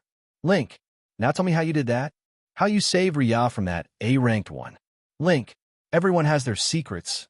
Why would I tell you mine? Rio. The atmosphere in the room suddenly became chilly. Don't you think my subordinates will kill you? Link. That could be possible, but secrets are secrets. They can't be revealed by threatening. Rio. You are very stubborn, you know. What if I myself beat you up? Link. Well, that's not possible.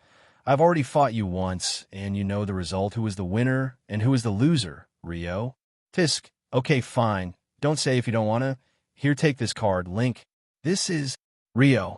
This is a VIP bank card. I have transferred some money in it from my private savings. Since you protected Ria, I am giving this as a gift to you, Link. But didn't you already? Rio. That is from the Rex family. It can't be considered given by me. Also, you stopped me from going on a rampage, otherwise I would have harmed innocent people. Thank you for that, Link. Rio. What? Why are you quiet?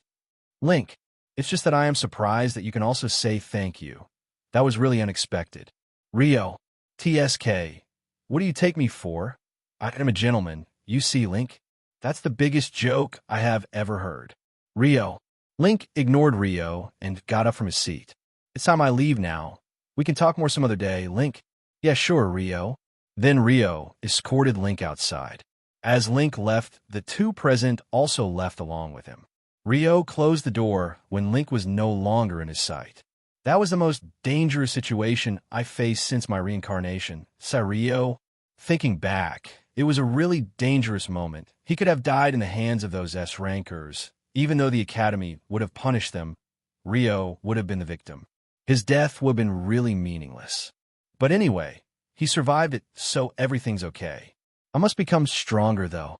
Rio, I have to become strong enough to not worry about dying an unreasonable death. Today was a reminder of the fact that I am still far from the peak of my journey. Ding dong asterisk. Just as Rio was considering all this, suddenly the bell rang again. Rio opened the door once again. He thought it must have been Link who came back to say something else, but it was actually a familiar person this time. I would say it was a very familiar one. Well, see, can I come in? Yeah. Well, I know it's late to do it now, but let's do it anyway. It can reduce some confusion at least. I am introducing this now, because all the characters were not introduced during the early chapters, and it would have also ruined the suspense. So, I hope you will forgive this poor author. Character Introduction. Rio Flash. Characteristics: dark black pupils and hair. Expressionless and ordinary face. An individual reborn as an extra in the novel Rio read in his previous life. His friend gave him that book and read it casually, just like he has been doing always been. But when he woke up the next day, he found himself in the body of Rio Flash. He has a good memory, but he wasn't a superhuman in his previous life, so he doesn't remember the novel he read from word to word. But he has the knowledge about the main events, sub-events, and the places where valuable things can be found, like he got elemental sword art, etc. All of were acquired using the plot knowledge he has. Most of the time his face is expressionless, as if he doesn't feel any emotion at all. But actually, he can feel everything, it's just he doesn't show them on his face. He wasn't like this in his past life, but after his soul fused with the original Rio, he has become like this. He doesn't show emotion on his face most of the time, but there are some special occasions where you can find him showing emotions, like when he talks with Leah. Past life. An orphan and does not have any relative. An ordinary and average college student. Age: 20, before transmigration. Past name: unknown, he forgot. Current life: orphan, both parents died when he was 10 years old during the Drift City Massacre. One of the top 100 students out of 1,000 first-year students in the Great Freya Academy. Age: 15, current. Personality: loner, calculative, selfish, and battle maniac. He is selfish enough to kill anyone who is a problem in his way. Don't like to talk or communicate, and only does so when it's really important. Most of the time talks to himself in his head, makes every plan in his head, and wants to avoid the crowd's attention. As long as not important, he tries to avoid people, but if important, he can talk very well too. Wasn't much interested in battles and training in his past life, but after coming into this world, he has become a total battle maniac, and he likes to try his skills on those monsters which are deadly to other students. Author's remark: this personality can be modified slightly in the future, but there will not be any major change in it. Except for Leah, Rio doesn't want to talk to anyone as long as it's not important. When there's nothing to do, he generally likes to laze around at home and sleep all day long. He isn't really interested in doing troublesome things. Instead, he would prefer sleeping. Favorite work: sleeping all day long, talking to himself, and stealing Fade's chances. Past thoughts: what else should I steal from Fade? Current thoughts: should I beat Fade to give his system shop to me? Should I buy some cool-looking clothes? Maybe I should invite Leah too. Fade crest. Characteristics: light brown hair and pupils, ordinary face. The original main protagonist, the blessed child of the heavens, destined to become the savior of the world, is professional in face-slapping people. He has a system that can help him in improving and learn anything he wants. This system has the system-exclusive skills like shop, appraisal, EXP, proficiency, loyalty meter, etc. Before getting the system, a target for bullies. A person with a cowardly and weak mindset. Loved his family more than his life. Thoughts at that time: how do I stop these bullies? After getting the system, a playboy with an arrogant an overbearing mindset, loves to flirt with girls, and wants to expand his harem. Currently, only Kira is in his harem, but there will be more eventually. Likes to target anyone who comes his way. Have a revenge-type mentality. After awakening his system, his personality changed extremely quickly. From being a coward, he became an arrogant and overbearing person. He has already considered Kira as the woman in his heart, and he also wanted to take Leah as his own, but Rio's presence causes him fear and suffocation. Thus, he gave up this idea after their first talk. Rio's dorm room. I wonder what she is doing here. Rio. Why is he staring at me like that? Leah. Would you stop staring like that? You perv. Leah. Well, it's your own fault.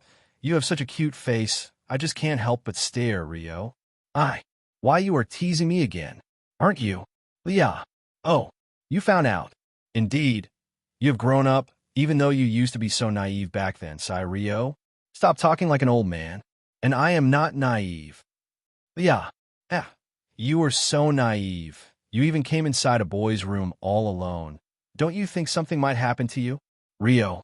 A playful smile spread over Rio's face. He totally looked like a perv. Leah had a sudden urge to beat this bastard into pulp, but she held back her hand while clenching her fists. Maybe I should stop teasing her now, Rio. Okay, calm down. So why are here today? Rio. Why you better not mess around next time? I will forgive you for now. I am here to invite you. Father wants to meet you. Leah. Leah's father?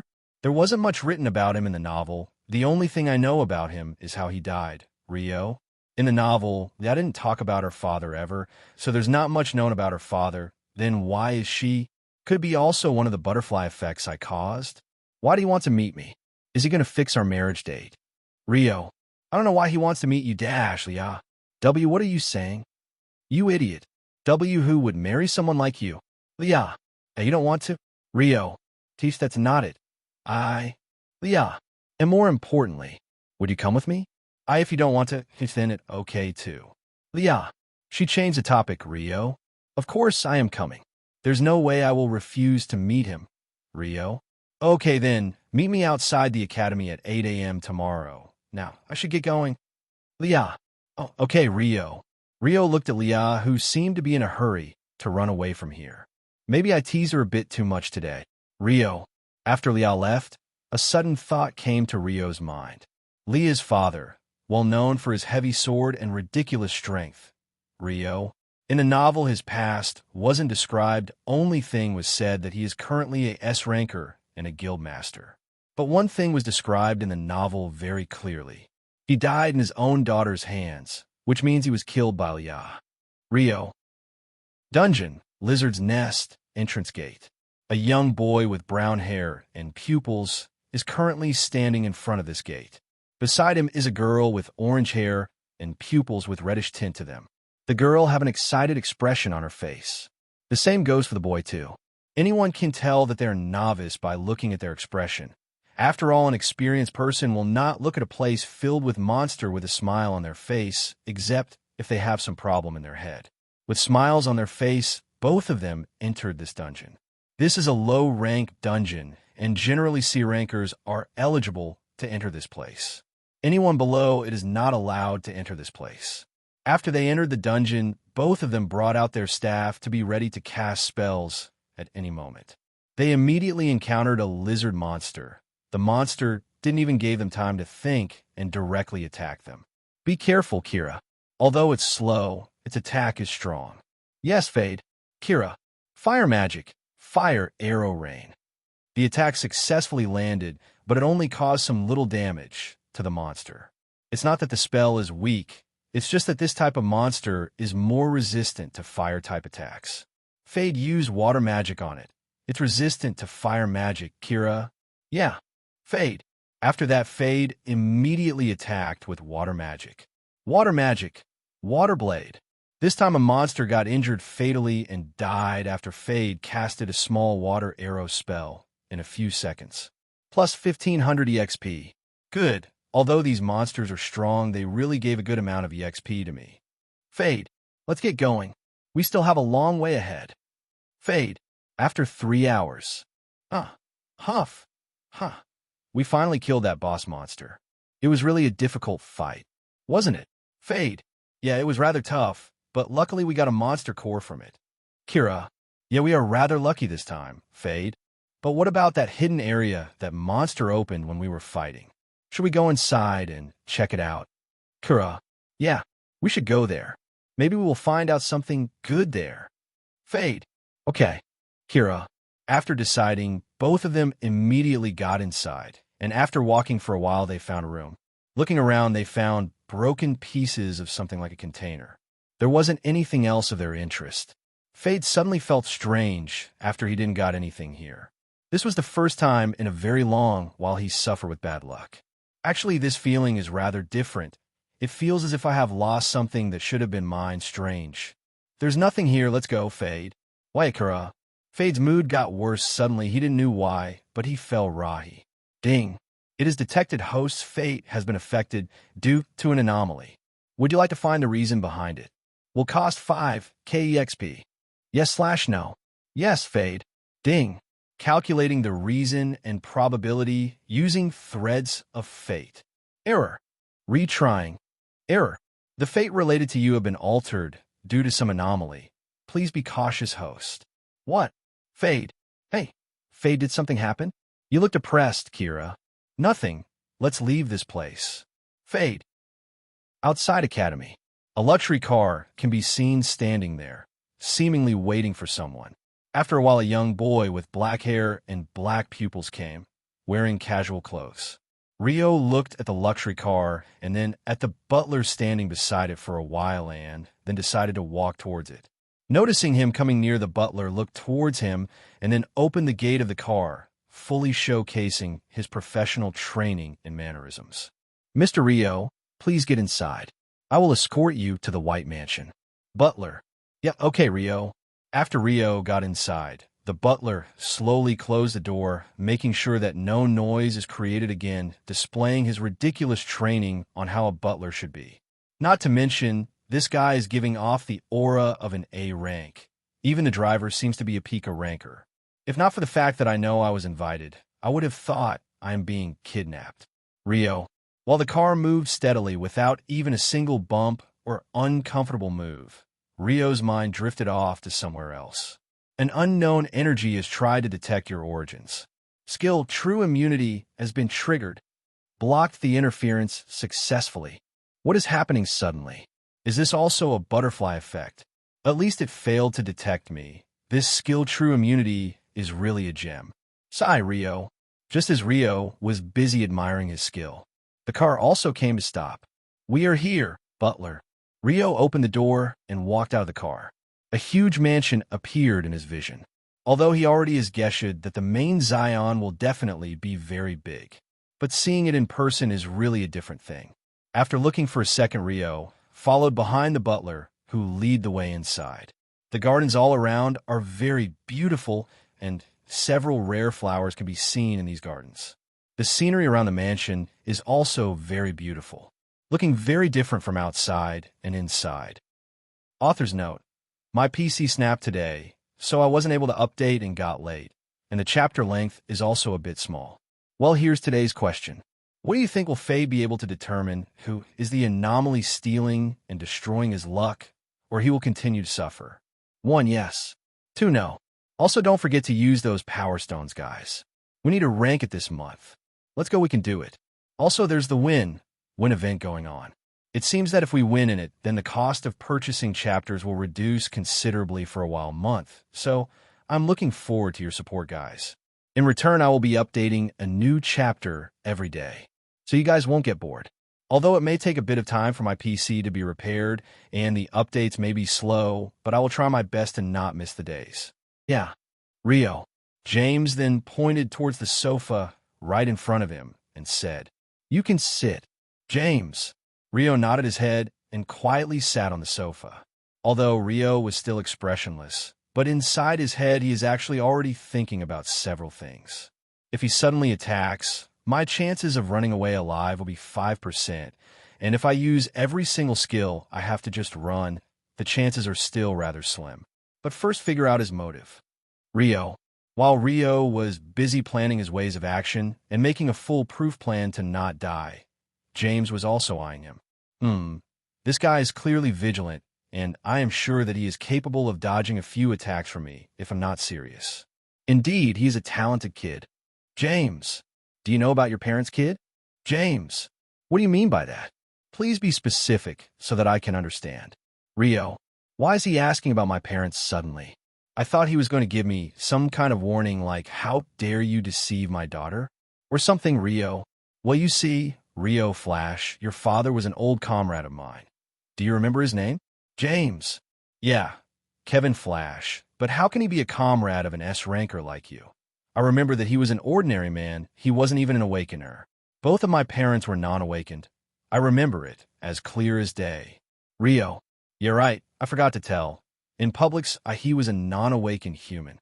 James, in Publix, Rio. James suddenly got up and walked towards the window. Looking in the distance, he said, yeah, your mother was a non-awakened human, but Kevin was a peak S-ranker, James. Rio frowned a bit and said, even an S-ranker can't hide his aura so thoroughly that others won't get affected. This is a well-known fact. There's only one way for an awakener to hide his aura so thoroughly. Could it be? Rio. Yeah, he was an assassin. He was the most lethal assassin ever recorded in human history. James. He liked to work hidden from everyone's sight. Even his own family never knew that he was an assassin. His proficiency to his class had reached close to perfect. James. He was capable of infiltrating the most hoarded areas, and he had collected a huge amount of important information about several races, and that all information was then given to the Alliance. James. He had been a high-ranked member of the Alliance, and was a very capable man. James. Alliance? The Alliance of all the S-ranker and above. He was part of that Alliance. Rio. Now I understand. It is definitely possible to hide his identity, then. But I got reborn in this body. Was it really just a coincidence? Rio. But there wasn't any mention of Kevin in the novel, though. Even during the Alliance was first brought to light, there was still no mention of the name Kevin. Rio. He was known by the nickname of the Soul Splitter. Although I don't know how he got that nickname. But one thing was for sure, he was capable enough to sneak right behind any S-ranker without them sensing his presence at all. This is also the reason why he was well known. I have even completed several missions with him, so I could be considered an old comrade. James. But when he died, he was killed while fighting with a huge swarm of demons attacking the Drift City. I was one of the reinforcements sent that time, but we got late and that whole city was destroyed. Every single human was killed mercilessly, thus giving that incident the name Drift City Massacre. I still remember that horrific sight of thousands of dead bodies scattered all over the ground. James. 25,000 humans, including Awakeners, and all others were killed on that bloody day. The purpose was to collect enough blood to summon a new SS-ranked demon. James. 25,000? But didn't the records say that only 5,000 had died? Rio. Hearing this, James laughed bitterly, and a sad expression appeared on his face. Obviously, the information was manipulated so that panic doesn't spread. Even 5,000 had created enough panic that people were protesting everywhere, and we top rankers weren't able to give answers to those whose family members were never found. James. Those who were relatives, we shut their mouth either by force or by compensation. We had no choice. Dead doesn't come back after all. James. Then what about by father? Rio. He fought until his last moment and created opening for your mother and you. You may not know that, James. Yeah, I don't have memories of that time. When I opened my eyes, I was already in an orphanage. I don't know how I fainted, Rio.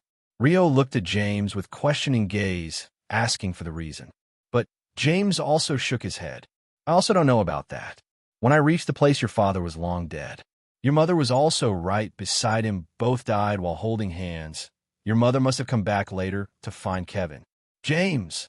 We thought that Kevin's son died, too, and his body was destroyed by demons, so further investigations were never done. But it seems you managed to survive that bloody day. A remarkable feat, indeed. James. That means if I hadn't came to this world, This guy Rio would have never been able to talk with James and would have died without even knowing about his father. As I thought, this world is indeed very cruel. Only strong are valued here. Rio. The room suddenly quietened for a while. Then James looked at Rio and said, "That's all I know, but there's one more thing for which I want to talk to you." James. James then started to walk toward the cabinet at the corner of the room. He opened it and brought out a small box. He brought the box with him and then gave it to Rio. Rio held the box and looked at it for a while. He tried to open it, but it didn't even budge. "This is Rio. When I reached Kevin's body, I found this box with a letter. On the letter, it was written that anyone who finds this box, please give it to my son. So I'm giving it to you now. I don't know what it is either, but I think you will be able to find if you inject your mana in it." Rio. "Okay." Rio. Rio slowly moved his mana towards the box, and, as if a mechanism has been triggered, the box opened all by itself. A bright golden card came in Rio's sight. The card suddenly lightened up, and within a few seconds the light started to envelope Rio. It seems this is a key to some kind of space. It's transporting you somewhere, so be careful. James. Before Rio could have answered him, he was engulfed by the light, and his body disappeared with the fading of light. Now only James was standing in the room, looking at the spot where Rio had disappeared. Looks like Kevin prepared something for him. I hope he don't get overboard. He always did things very thorough, so it's possible he will end up beating that kid too. James. James shook his head. He knew that nothing can be done about it now. Only Rio can choose what he should do now. I have completed my promise. It's up to you now, boy James. Just as Rio was teleported away, the gate of the office opened suddenly with a bang, and a person stormed in without a care in the world. Normally, if someone had done something like that, they would have been already killed on the spot, but the person who came inside is just that special to James. After all, he never even slapped his daughter, to this day. After Liao barged, she looked all around and found that there was no one else in the room beside James. Her eyes suddenly narrowed, and she glared at James. "Why you? Why you killed him? You didn't left his body?" Liao. Hearing this, James laughed bitterly and thought that this girl really is changed. She never cared about anyone, but now she has started to care about someone at least. "No, I just gave him what was meant to his." James. You don't change the topic by talking complicated things. Tell me, where did you send him? Liao. Sigh. As expected of my daughter, she also have a short temper, sighed James. Hey, why are you nodding your head as if you are proud or something? Could it be you are proud of killing a weak student? Liao. Sigh. It seems her brain is also a bit small, sighed James. After about half an hour of pointless talk, Liao finally accepted that Rio was teleported somewhere he should go and will come back eventually if he passes. And if he can really make it alive, it all depends on him. At most, it should take 3 days for him to come back. The rest depends on him now, if he can make it back or not. James. But one thing is sure, that he will be able to improve his strength. Speaking of strength, you seems to have not been training regularly these days. James. Why, yeah, I seem to have encountered a bottleneck, and I am stuck at peak of deer rank. Liao. Okay, I will help you today. Since I am free, let's go to the training grounds, James. Why, yeah. Liao. Don't worry about that kid. He'll be fine, I think. Come on, let's go, James. YWH. Who is worrying about him? I don't really care. Liao. Yeah, James. Seriously, I am rather surprised that this idiot daughter of mine was even able to make a boyfriend. With her attitude, I wonder how that kid got interested in her, sighed James. Rio's POV. After the light teleported Rio, he suddenly found himself standing on the air. He looked down and found that he's actually at a very large height, and if he dropped, it can cause instant death. Not to mention snowflakes are falling from the sky. Even the air is chilly enough to freeze bones. Well, I can withstand temperature changes simply by using a small amount of mana. But the problem is something else. Rio. Rio's perception has greatly improved when he used that stone from Arte Tower, and right now, he can sense a bad premonition. The current calm seems to be the calm before a storm. Without letting his guard down for a bit, Rio continued to observe his surroundings. He found that the ground below is also covered in snow, but his senses are telling him that even the ground is not safe. This has now put Rio in a dilemma. If he stayed here in the sky, he will eventually run out of mana. And there seems to be other dangers on the ground. Just as Rio was thinking about what he to do, he started to fall down. The place he was standing has disappeared before he could even react. Looking down, he found that the snow below him was radiating a dangerous aura. His senses were telling him that he should not fall on that snow at any cost. Rio suddenly had an idea in his mind. He brought out the same wooden stick he used before to kill the ogre and moved his mana. Elemental Sword Art. Serpent Wind. Rio's body, which was falling down, suddenly continued to fall while moving in circles as if sliding on a coiled serpent. And at the end, just before reaching ground, he slid in a different direction. The tail of the serpent wind was placed on that direction. Think of it as Rio slid on a real serpent's body, whose tail was placed away from that dangerous snow on the ground, and landed on the snow a bit farther. Looking at the place he landed, it seemed he was safe here. He got up, and just as he was about to leave, he suddenly thought of some. He collected a small amount of snow, made a small snowball, and coated it with mana to enhance its durability a bit. This is a very crude method to enhance something, and anyone with mana can do it. After making the snowball a bit more durable, he tossed it on the ground where he was supposed to fall. As the snowball fell, the area of about 5 meters in radius all collapsed down, revealing the sharp and huge spears placed in that trap. These spears are enhanced with mana, and looking at that pale green color, and judging from the strange smell, they are coated with a thick layer of poison from the tip to the ground. Rio, without a doubt, this is a trap made to kill. If he even touched that poison, it will cause huge problem. Looking at this deadly trap, a thought came to Rio's mind. Am I really in a place created by my own father? Or James sent me somewhere else? Rio. Leah's POV. Standing in the training ground of the Silver family. She felt nostalgic. She has been training in this place since her childhood, but it has now been several months since she trained here, since she was in the academy. Remembering those days when her father never even came home and never even talked to her, she was at loss of words. She just can't help but think that those were really some depressing days. When even your own family refuses to talk to you and straight up ignore your existence, you can't help but doubt yourself. The same was the case with the young Leah. She wanted to draw her father's attention to her. She wanted to tell her father about how much she had progressed, but he never really paid attention. Why are you making a face as if you have been cheated by your boyfriend? I'm telling you, girl, that kid really looks suspicious to me. Maybe he really cheated, sighed James. Stop talking nonsense. Leah, I'm not talking nonsense, though, James. Looking at Leah, who seems to be pouting, James laughed a bit. She's just like her mother. She looked same when she got angry, and she then forced me to eat burnt food every time she got angry, sighed James. Okay, show me your sword skills. Attack me with your full might. If you succeed in landing even a single blow, I will buy you chocolate. James, I'm not a child. Eat that chocolate by yourself. Leah, okay, you can attack now, James. Half an hour later. Yeah. You got tired already? Come on, attack with all your strength. James, even though he is saying that not even a single attack of mine has landed on him for the last half an hour, I will have to put all of my mana in one single strong attack. Leah, Silver Wolf Sword Art, Horizontal Claw. Put all the mana in one attack. Reaching James in a blink of eye, Leah launched 3 sword attack continuously. Her sword glowed silver. James was also surprised by the proficiency Leah was showing in this attack, but he easily dodged the attack. Looking at Leah, he found that she has already fainted from exhaustion. I can sense that she have broken through her bottleneck. Her strength will improve in the following days now. James summoned Leah's maid and ordered her to bring Leah to her room.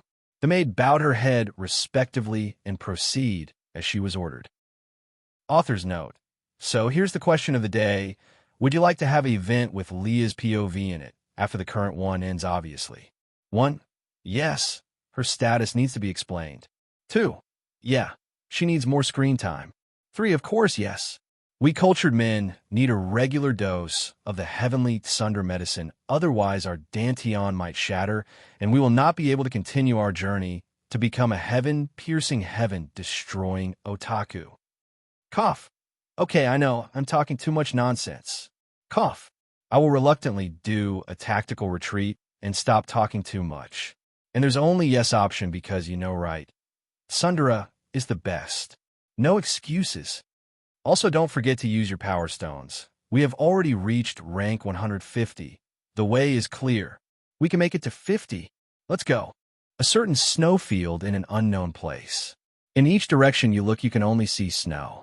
In all directions, the snow can be seen scattered to the horizon, while the sky continuously pouring more snow on the ground. A young man with black hair and black pupils can be seen walking with a slow pace. He is obviously having difficulties crossing this snow. Sometimes he suddenly stops walking and, as if avoiding something, takes a small detour, then continues to walk in the same direction. And sometimes he uses his skill to instantly cross over a huge area. After continuously walking for who knows how long, he found a dried-up tree covered in snow. The boy first inspected around the tree, and when he was fully sure, he sat beside the tree and started to recover his mana, which he needed to do urgently. The winds are chilly enough to freeze your lungs if you inhale them. Eventually, you will die due to lack of breath. A miserable death indeed. This place is more dangerous than I thought. Sigh, Rio. While recovering his mana, Rio started to think about what happened after he came here. Rio successfully avoided that death trap while landing. He was looking at the trap, but suddenly a spear came flying at his face. If not for the fact that he used his skill concentration at that very moment, he would have long been dead now. His improved reaction speed is the reason why he is still alive. It was a good decision to visit Arte's tower before I came here. Otherwise, my corpse would have been buried under the snow, Rio. Things didn't end at that single spear, though. Before he could stabilize, more spears came flying at his face. It was as if these spears knew where he will be landing next and where his face will be. My face is ordinary and can't be considered handsome, but that doesn't mean you would dig some holes in my head. That won't make me look better, Rio. Not mention these spears were not stopping. They all were coated with such a thick layer of poison that you could even see their weird tip color. Rio already determined that if he got even a little scratch from that poison-coated spear, he will be dead in a very short time. But eventually Rio figured out what was going on here. Just like every trap needs something to make it trigger, these spears are also triggered by a mechanism. Rio determined that the ground under this snow is that mechanism. As long as he will put his weight on this snow, the mechanism will trigger and spears will continue to fly. There is only one solution that Rio could think for now. It is concentration, body strengthening. After putting these two buffs, just run like crazy until you reach an area where there's no spear-firing traps. That's the temporary solution he came up with. Yeah, I know this is a crude method, but I don't have the support of a wind mage. At least they could cast a single floating spell or something on me. Anyway, coming back to the topic, Rio also found that these withered trees, which appears at a certain distance, can be considered safe zones, and he can rest there. For 2 consecutive times, that was true. But then the third tree betrayed when Rio was just about to sit under it. That damn tree exploded, creating a huge explosion, which even blasted off the snow scattered in a 10-meter radius around that tree. You could already guess what would happen to Rio. He was directly blasted off in the sky. His body spined madly in air, and looking at the place of landing, those shitty spears came in sight again. From that time onward, Rio lost his trust in trees. Every time he saw a tree again, he thoroughly investigated around it. After all, no one will enjoy skydiving without proper safety measures. Except some superhumans, obviously. He even had to use one of his precious healing potions to recover from the wounds, because that explosion was not the main attack. Its after effects are the main attacks. A huge amount of sharp ice blades started to rain in every direction, and Rio had run once again to avoid this thing. It seems he has been running the whole time from when he came in this place. But one thing is certain, that this is not the end of these traps. Not to mention, this whole place is filled with traps which appears randomly. All the traps are lethal enough to take your life. There are even monster hordes in this godforsaken place. After around 3 hours of that explosion, Rio was leisurely passing through a narrow valley. He knew that generally these shady-looking valleys contains dangers, but there was no other way. He had to pass through this place. If he climbed the mountain to avoid this valley, it will delay his speed, consume a huge amount of mana, and there seems to several withered trees on that mountain. Nothing personal, Mr. Tree. So he decided to not go there. Who knew if that whole mountain was actually made up of explosives? If it really blew, then even perfect range potions will not be able to heal his body, because he will end up as a corpse. Crossing the valley, everything remained good and peaceful, until a sudden, uninvited guy showed his face. Those damn snow wolves. Rio. Even when Rio is only remembering, he can't help but get angry at those wolves. At first he thought it was just a few wolves blocking his path. He hurriedly killed them all and made his way out of the valley, but who knew that it was actually a huge horde of wolves which were currently migrating somewhere. That time Rio truly stabbed a hornet's nest. A huge horde of about 200 wolves chased him for at least 8 hours nonstop. That was a huge trouble. Although Rio still killed about 70 or more wolves, while running they pursued him until a certain tree saved him. Those wolves left and didn't came near the tree. They even actually ran away from the tree. Maybe they also knew that trees can explode. It was really ironic. Sometimes the tree saved him, and sometimes it exploded on his face, forcing him to use healing potions 2 times in total. Returning to the current situation, Rio can't help but look at the tree beside him unconsciously. Who knew when this guy got angry and made him have a great experience of the heights of the sky? If not for the fact that I already know that this place is created by my own father, I would have thought that I am deliberately being targeted. Or maybe my own father is targeting me deliberately, Rio. While thinking, Rio started to move again. It was already around the 2nd day since he came here. He need to get out of this pace faster, otherwise he don't have confidence that he can survive here for more than 5 days. Not to mention the sunlight is very dim here, due to those clouds covering the whole sky. There's not even dry wood to burn fire. Even those wolves don't leave behind the dead bodies of their comrades. He won't be able to get anything to eat. He didn't encounter a single living creatures except those wolves until now. I think this place is actually made according to the survival abilities of a peak B ranker. Rio, which means Rio should have entered this place at B rank, but nothing can be done now. Either you survive till the end or die midway, all depends on your willpower now. And certainly Rio have no thoughts of dying here. Rio looked at the card which brought him here. This card is currently showing the direction he need to go. An arrow symbol can be seen on this card. This symbol always points at the direction he need to proceed. Its functions are similar to a compass, due to which Rio know where he need to go. If he had to find out the way himself, it would have taken more than a whole month's time to reach his goal, which would have been a disastrous thing. The Academy would have not tolerated his absence for such a long time without any prior notice. The Academy is very strict in their rules and regulations. They would have directly suspended him. Obviously, privileged people like Link won't be affected much due to their huge background, and Children of Luck will also not suffer the threat of suspension, but extras like Rio are bound to be affected. Rio shook his head and stopped thinking about these things for now. Being an extra have advantages and disadvantages both, but I still prefer being an extra.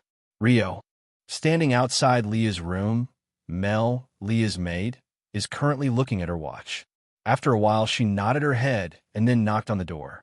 But no answer came back. She waited for a few seconds, then knocked again, but a bit louder this time. Still, there was no effect. This time she didn't wait and directly opened the door. Walking towards Leah's bed, she ignored the photos on the wall of a certain black-haired boy.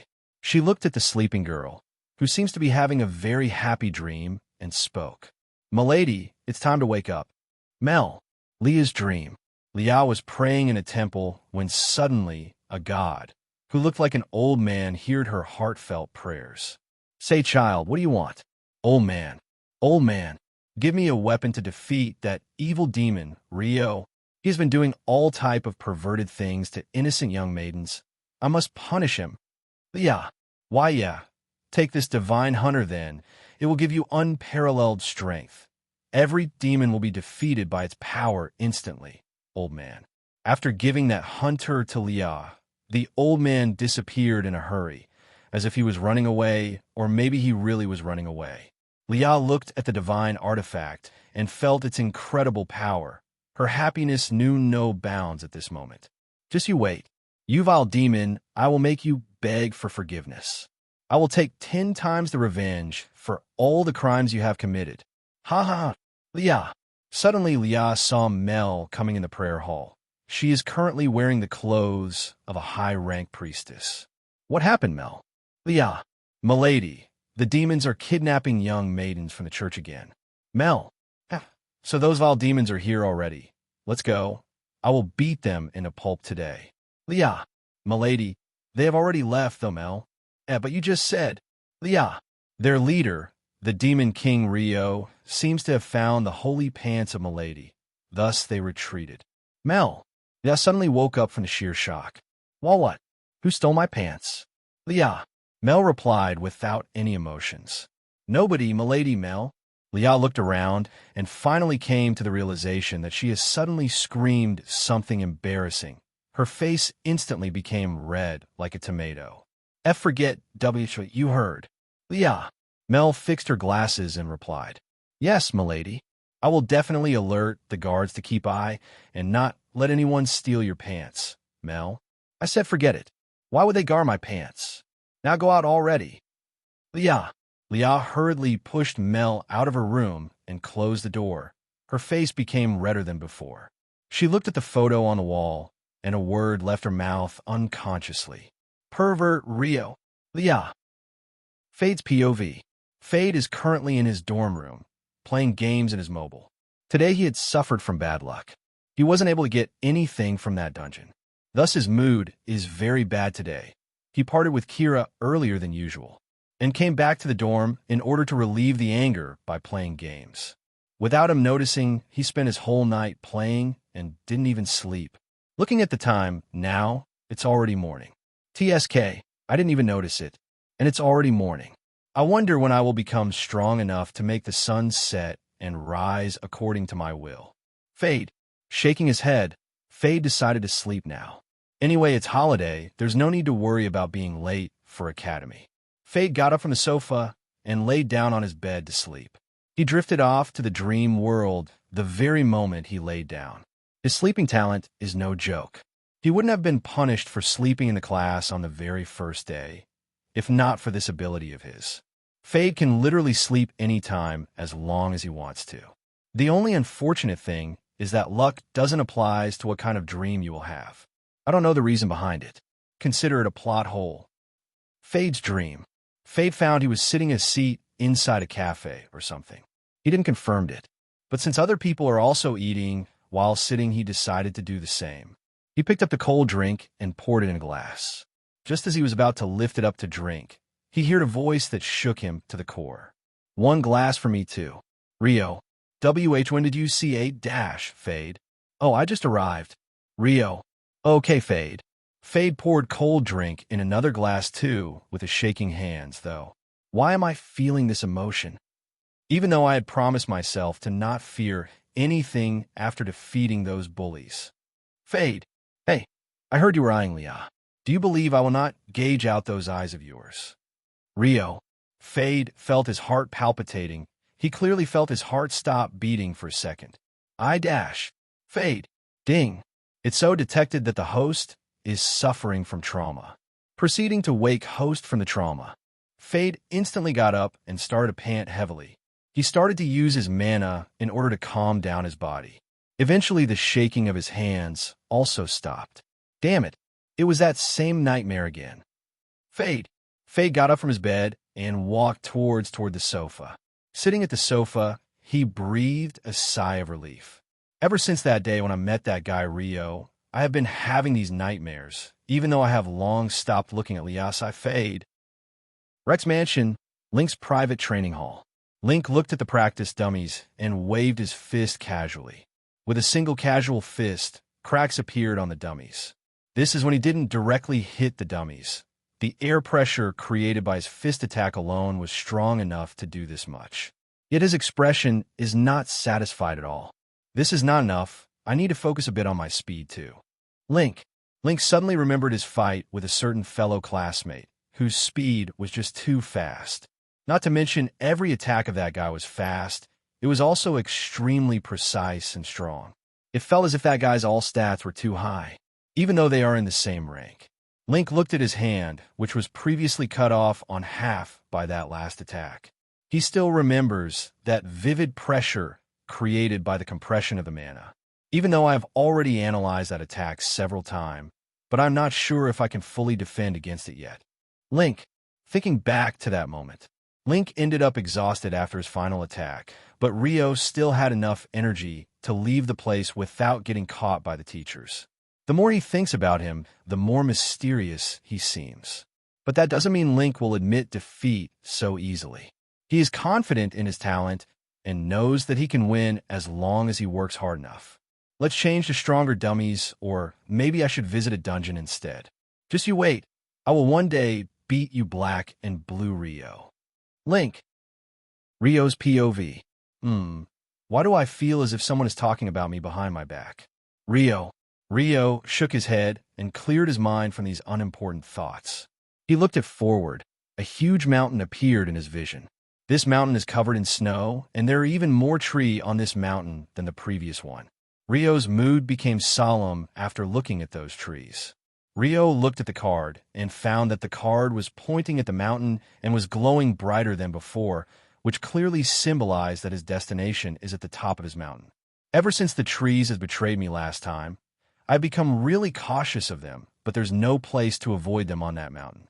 I hope this whole mountain doesn't end up blasting me to death. Rio. Without Rua's knowledge, he have left a deep impression on the characters, and his interference has caused several small changes. But overall, the flow of main plot is still progressing without much delay, and it will remain the same in the future too, maybe. Question of the day. Do you think Lia will be able to take her revenge someday, and will be able to defeat the perverted demon? 1. Yeah. 2. No. 3. I don't know. I am enjoying Fade's suffering. After the struggle of several hours, Rio finally reached the peak of the mountain.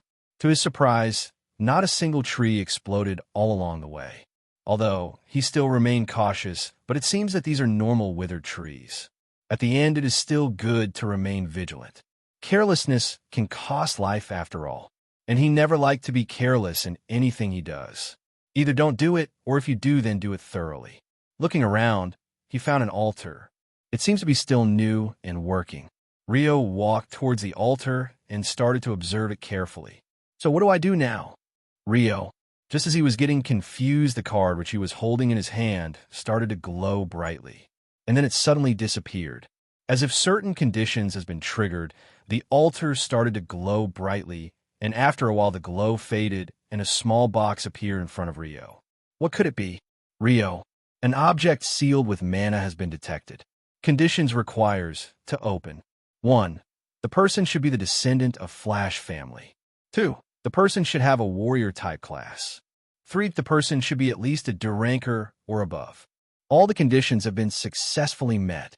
Would you like to unlock the seal? Yes/no. Yes, open it. Rio. The box glowed faintly for a few seconds, and then with a click sound it finally opened. Rio looked inside the box, and the contents inside looked really ordinary to him. There are 2 things inside this small box. One is a rusty small knife, and the other is a potion which actually looked just like water, or maybe it's really water. So my father was actually a very poor person. I thought there would be some amazing treasures left behind, just like in every novel. But it seems such things are exclusive to protagonists only. Sigh, Rio. Rio took both things out of the box first, and then searched the box once again, just so that he could find something, and fortunately, he found a piece of paper on which a few words were written. The potion looks like water, but it's actually you can anchor your with it. The knife don't need any further explanation if you're truly fro. SHFA. It will. With you. And you will? No. By yourself. From Kevin Flash. The question marks represent that the piece of paper is damaged at those specific places. Looks like my father was carefree type person. At least he could have used a high-quality mana infused paper. Sigh, Rio. So, which should I start with him? Let's go with the potion first. I hope it's not really water. That would be a terrible thing. Rio shook his head and drank the potion. It tasted like water, or maybe it's water, that's why it tasted like water. Water will taste like water. Obviously, Because it's water, thus it tasted like water. Nah, I did mistake. It was written twice to annoy the readers. Just as Rio was starting to get bored, finally the long-awaited notification came. You have drank the potion of enhancement. Potion of enhancement. Rank extreme. Effect: an overall and thorough enhancement in every aspect. Restriction: will only work on an individual below B rank. What? An extreme rank potion? Rio. Before Rio could have thought anything else, an unbearable pain assaulted him. The pain spread all over the body. It felt worse than torture. Rio gritted his teeth and desperately tried to maintain his sanity. He sat down on the ground with great difficulty and continued to endure this hellish pain. Even though the pain was truly unbearable, he didn't scream even a little bit. His skin started to peel off and new skin grew rapidly. He heard his bones cracking and then felt them being rebuilt. The worst part was when he clearly felt his organs shatter and regrow. Even his heart shattered and regrow back again. Don't look at me. I don't know how he lived without his heart or his organs. Let Rio explain it himself later. Eventually, all the pain finally ended and Rio panted heavily. His breathing has long stopped the very moment he started to feel pain, but even without breathing, he still lived. Huff. Those were truly the worst few minutes of my 2 lives included. Rio. Even though only 5 minutes have passed, it felt like eternity to me. Too dangerous. If given the choice to do it again, I would hesitate to use that potion. Rio. The potion had been absorbed successfully. You have successfully become a B ranker. Your skills have received great improvements. Your mastery over sword aura has reached greater heights. You have achieved passive skill sword intent. Your basic swordsmanship have evolved into intermediate swordsmanship. Your hidden attributes have been enhanced greatly. Resistance like pain, physical and magical resistance have been improved greatly. Rio heard all these notifications in a daze while still laying in his own pool of blood, which oozed out of his body during that hellish torture. Hearing all these notifications, he can't help but smile slightly. Although the pain was really too much, but it seems the rewards were also generous. Several of his skills have improved, and he have successfully entered the B rank along with that enhancement process. After half an hour of lying down, Rio finally got up and looked at his body. He found that he had become a bit taller. His muscles have become denser and stronger than before. Even his senses and perception have become much more sharper than before. Comparing him now with the past him, it's obvious that he had become considerably strong. If he fought Link now, it wouldn't be much of a problem to complete the kill. Rio suddenly remembered something and looked at where his younger brother was, and as expected, this guy has become bigger too. A proud expression appeared on Rio's face. When my heart got crushed, I will die, but hopefully I survived, Rio. I never expected that my mana would be used instead of oxygen to keep me alive. That was truly bizarre. Rio. When Rio's organs and heart was crushed, he felt his mana being consumed, and it was actually being used by his body to keep him alive. The blood pumping continued with the help of mana, even without the heart. Same goes for other organs. For a second, he thought that maybe his brain will also blast and be rebuilt, but it never happened. Instead, he only felt the already present Baron being enhanced instead of it being recreated. Maybe this is also the reason why all those protagonists who undergoes body cleansing in a cultivation world survived. Give your opinion on the comments too, guys. Status: Name: Rio Flash. Class: Swordsman. Rank: B-, max rank potential. No limit X. HP: 3500/3500. MP: 2400/2400. STR: 51 out of 100. SPE: 51 out of 100. GI: 51/100. F: 51 out of 100. Int: 51 out of 100. Talent: Limitless X. Sword aptitude X. Techniques: Intermediate swordsmanship. Very happy face. Elemental sword art. Very happy face. Ultimate skill: Concentration. Skills: Body strengthening. Very happy face. Lightning sword. Very happy face. Sword aura. Very happy face. Handling. Very happy face. Passive skills, true immunity X, sword intent. Evaluation, you are an absolute anomaly, unaffected by fate and destiny. Items, an unknown fragment. I become quite strong than the last time I looked at my status, Rio. Now that the leader on his stats have been removed, he can continue increasing his daily training intensity. His stats were stuck on 50 for a rather long time, but finally they could be increased again. But I gotta learn something new today. Even water should be drank cautiously. Who knows if it's actually a potion to enhance your body? Well, even though it may enhance your body, but you see the price you will have to pay for it is also great. The feeling of your organs being crushed isn't something pleasant after all, and the pain caused in the process is no joke. Suffering this much is worse than death. But at the end of the day, at least the rewards will be generous. So, don't lose your belief, fellow Taoists. You will only have to suffer it for a bit, and you will be able to enter the next realm, and hopefully will be able to face-slap some young masters too. Rio suddenly noticed that a few more words have appeared on the piece of paper which he found before. If you're reading this, then it means you have survived that potion. Congratulations, you were able to survive, even though the chances of survival were only 1%. Indeed, you have a very firm and strong will. I hope you will be able to achieve greater heights. I wish you good luck. Rio suddenly noticed that a few more words have appeared on the piece of paper which he found before. If you're reading this, then it means you have survived that potion. Congratulations, you were able to survive, even though the chances of survival were only 1%.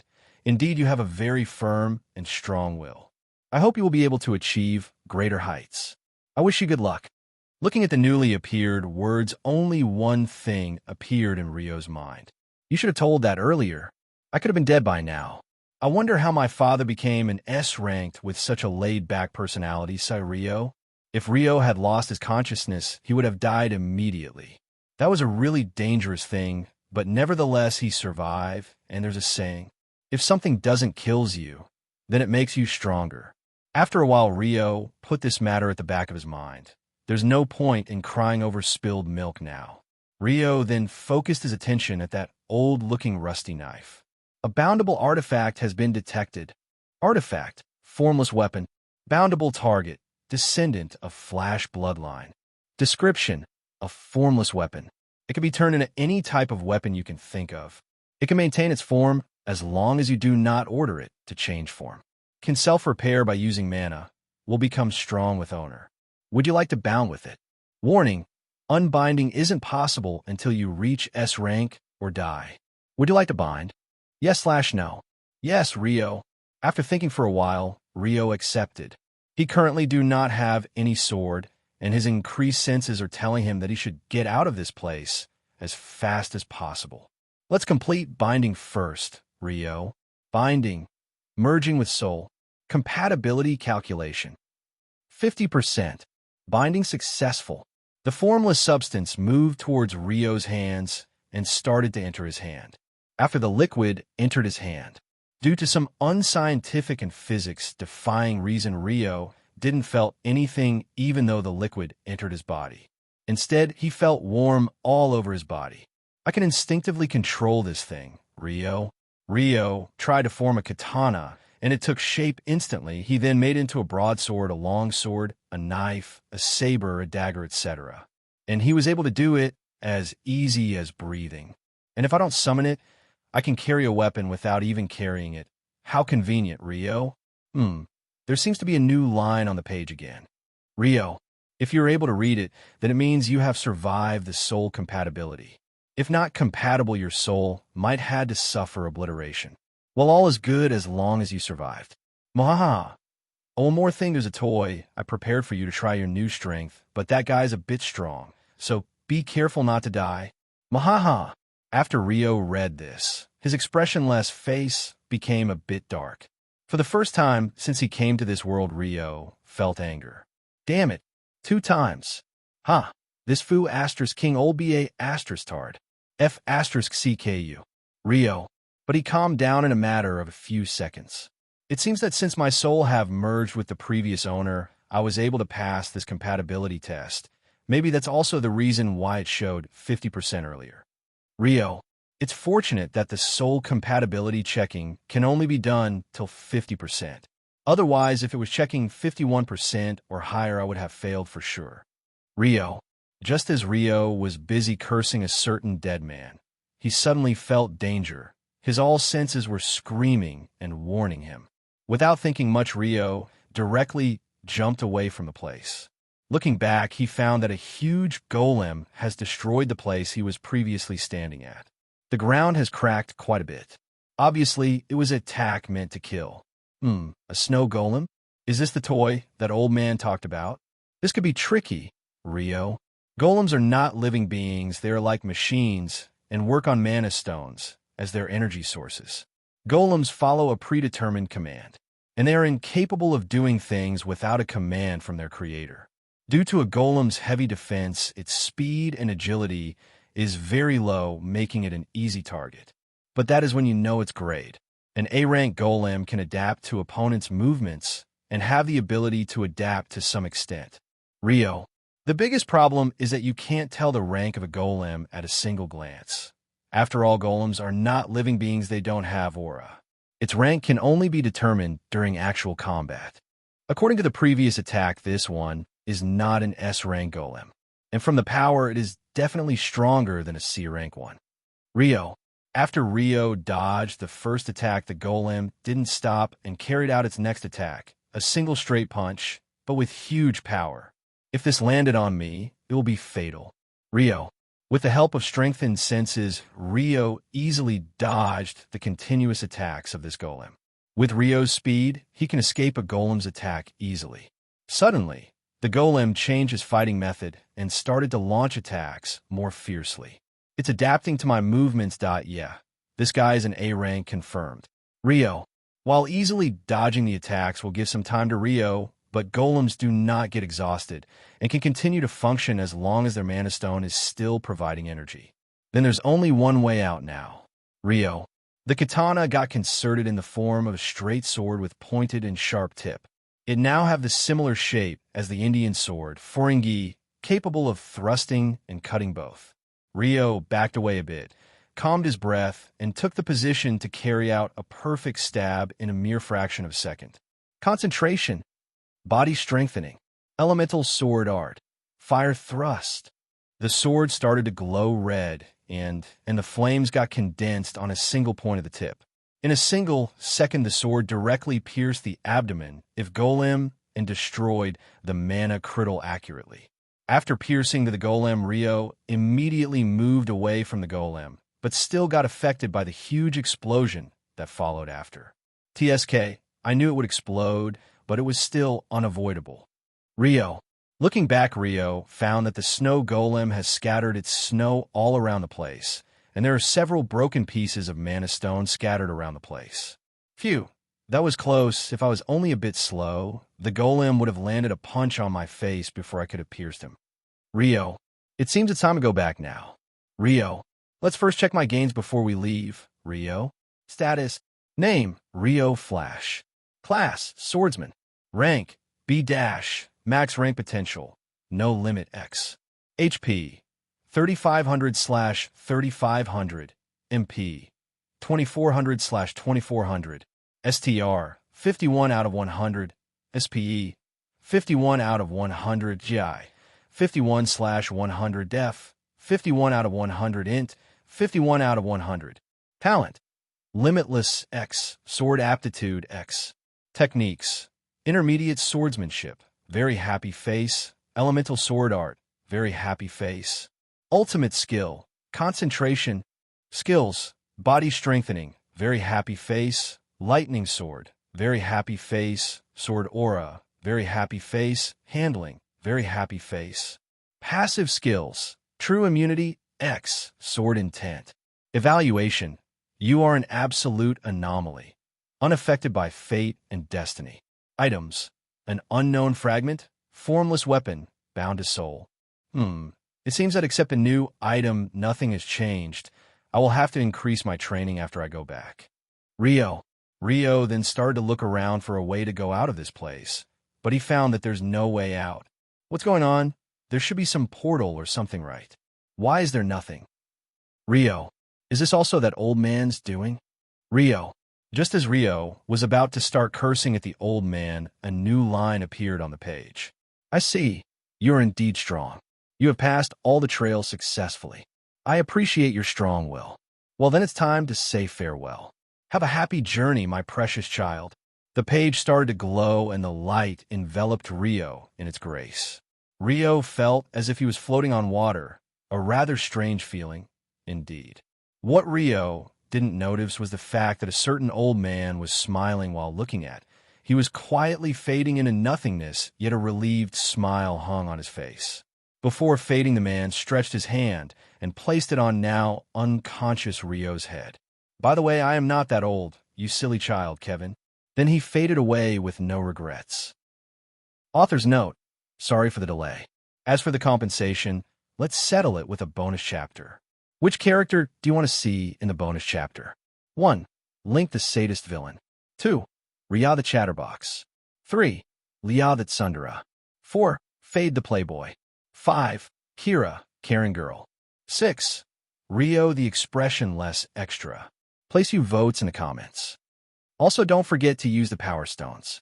A special thanks to all those who have sent gifts. And thanks for all of your support. Rio opened his eyes slowly and found himself standing at the very same place where he had disappeared.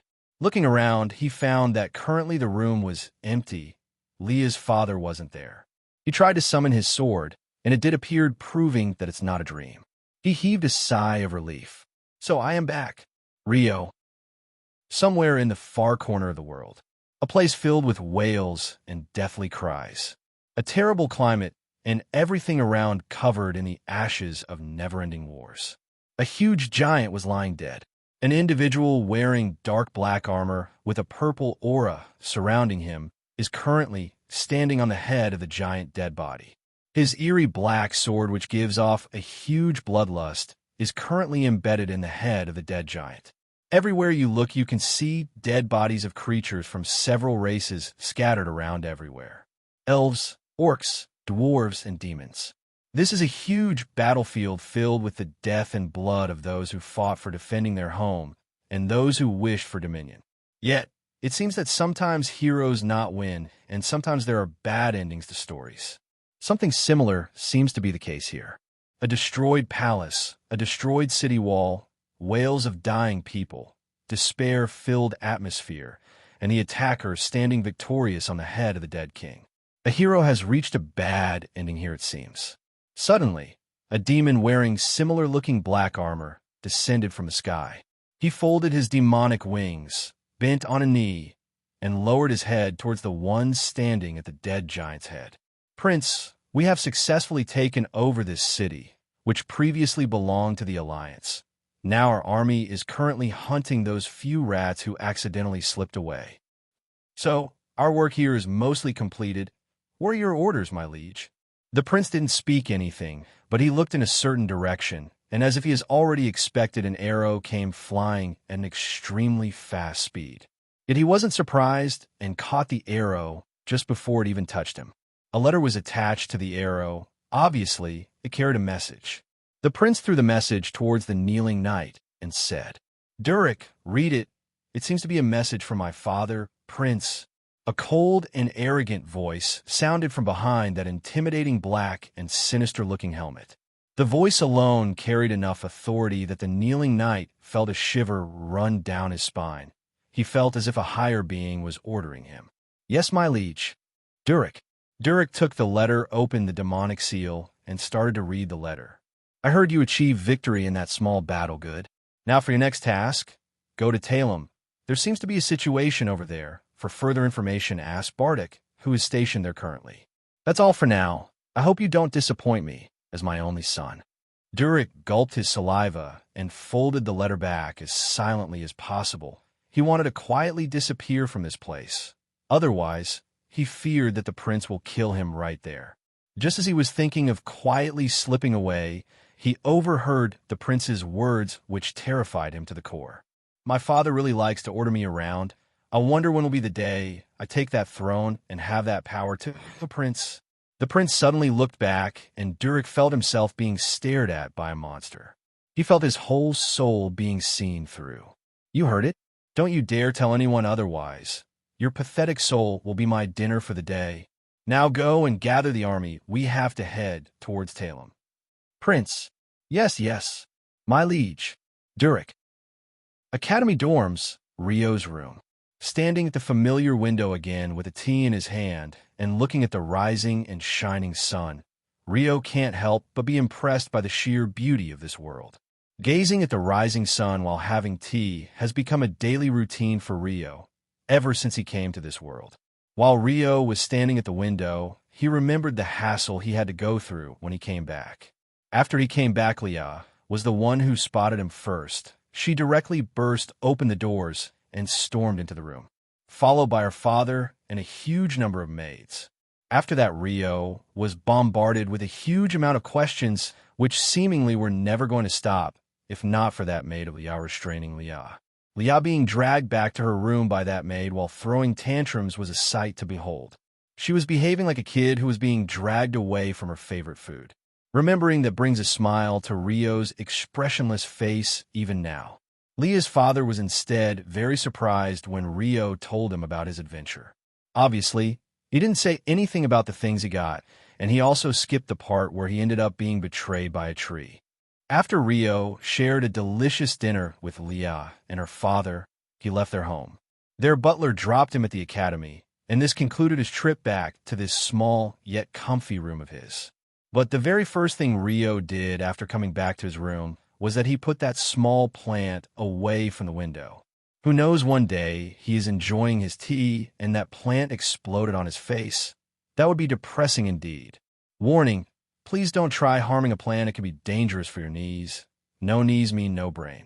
When you spot a tree, proceed with extreme caution and move away from it without thinking of even plucking a single leaf. Who knows if that seemingly ordinary leaf is actually a leaf that has accumulated the condensed energy of light via photosynthesis and poses harm to your brain cell. Cough. Okay, enough for now. This is just a joke, don't take it to heart. But he only moved the plant away and not through it. After all, oxygen is still important. Putting these things aside, the next event seems to be coming closer day by day. Also, the academy is going to reopen tomorrow. I need to prepare too. Rio, who said an extra, doesn't have any troubles. I personally think I may have more troubles than a certain hero named Fade, Rio, in a certain corner of the academy. Sneeze. Who the heck is back talking me now? I dare you to come in front of me. Damn it. Fade. Oh, hero, wait for me. I will accompany you to that dungeon. Fade. Oh, okay, let's go together. Kira. Today's question, who is that prince? 1. A future villain. 2. A future ally. 3. Something else perhaps. Academy's library. Even today, the library is quiet as always. The librarian is sitting on his chair behind the counter, reading a book of his liking. There's only a few students present in the library currently. Nothing out of ordinary. Really nothing out of ordinary. Were those books? It would have been much easier to ask Kira instead. No, I won't ask her. I will find it. Have to find it at any cost. Leah. Determination flashed in Leah's eyes, as if her life depended on what was written in that book. While Leah continued to randomly look everywhere to find her desired book, a certain book mysteriously started to move and fell in front of Leah with a sudden bang. Wah! Oh, a book. Perhaps it fell by accident. Just as Leah was going to put that book back at its place, she suddenly found the book she was looking for. 1,200 Ways to Take Revenge on a Bully. That's it. I finally found it. Ha ha. Just you wait. It wouldn't be too late for me to take revenge now. Ha ha. Leah imagined a certain black-haired guy begging for mercy. Her eyes lit up with excitement, giving her a look similar to a hero who found XC** liber just at the right moment. While she was busy in her fantasies about her revenge, she didn't notice that an extra book was now in her bag, without her noticing it. In a certain small and worn-out home, located in a dark alleyway, a group of individuals wearing dark blue robes and black masks on their face can be seen sitting around a small dining table. On the head seat, a particular individual with a rather slender figure is sitting, perhaps a woman. This scene and atmosphere of this place looks like as if a demonic cult is holding its meeting. A friendly advice from author: if readers can't bear gore, then please skip the next paragraph. After all, what is served on the dining table isn't normal food, but human body parts of various sizes and shapes. There's even human heads of children. Well, they all look lifeless, of course. This is a rather great meal you have prepared for us, even though it's really difficult to abduct humans because of the alert protection of awakeners. Indeed, a feat worthy to be praised. Well, I just kidnapped a few from rather remote areas. Well, it was a family living in a rather secluded place. It's a pity their only son has been sent to the academy to train as an awakener. Well, who cares? Wouldn't it be a problem? After all, we are currently on a mission in this human nation. Wouldn't it be problematic if someone found out about this? You worry too much. I can kill several of the same ranked human awakener alone by myself. Humans are a very weak race compared to those white-faced elves who can literally shoot you to death with their bows in a fraction of a second. Yeah, they are indeed a strong race, but still they aren't that strong. The only race we have to worry are the dragons and their 12 great dragon dukes. But the biggest threat, who is supposedly stronger than His Highness the Demon King, is the great dragon king Dahaka. The person sitting on the head seat intervened this moment with a cold tone. Hey! Don't talk so carelessly and stop comparing those two great brings. We aren't even worthy to talk to them. You know that yourself? Just finish the meal and focus on your work, otherwise you know the consequences, right? Yes, all said in unison. And as you all know, our plan has already entered its final stages. We will be able to find that individual eventually. We just have to continue as His Highness the Prince commanded us to do. By the way, Commander, who are we exactly looking for actually? The plan is near its end, but even we core people don't know much. Would you enlighten us all? Hearing the person's question, other individuals also nodded their heads in order to approve his question. Well, I wasn't actually supposed to tell you, but since the plan is near its end, I am giving you all a small hint. In fact, even I don't know the true identity, but His Highness the Prince only said that dash. Find the bearer of the fragment by any means possible. Academy cafeteria. On a table near the windows, two teenagers can be seen sitting beside each other. Even though the space is a bit small and the front seat is empty, they still are sitting together on the same seat. Passerby can't help but glance at this lovely couple every once in a while. The boy is expressionless and have pitch black hair, while the girl's face have a little blush on it.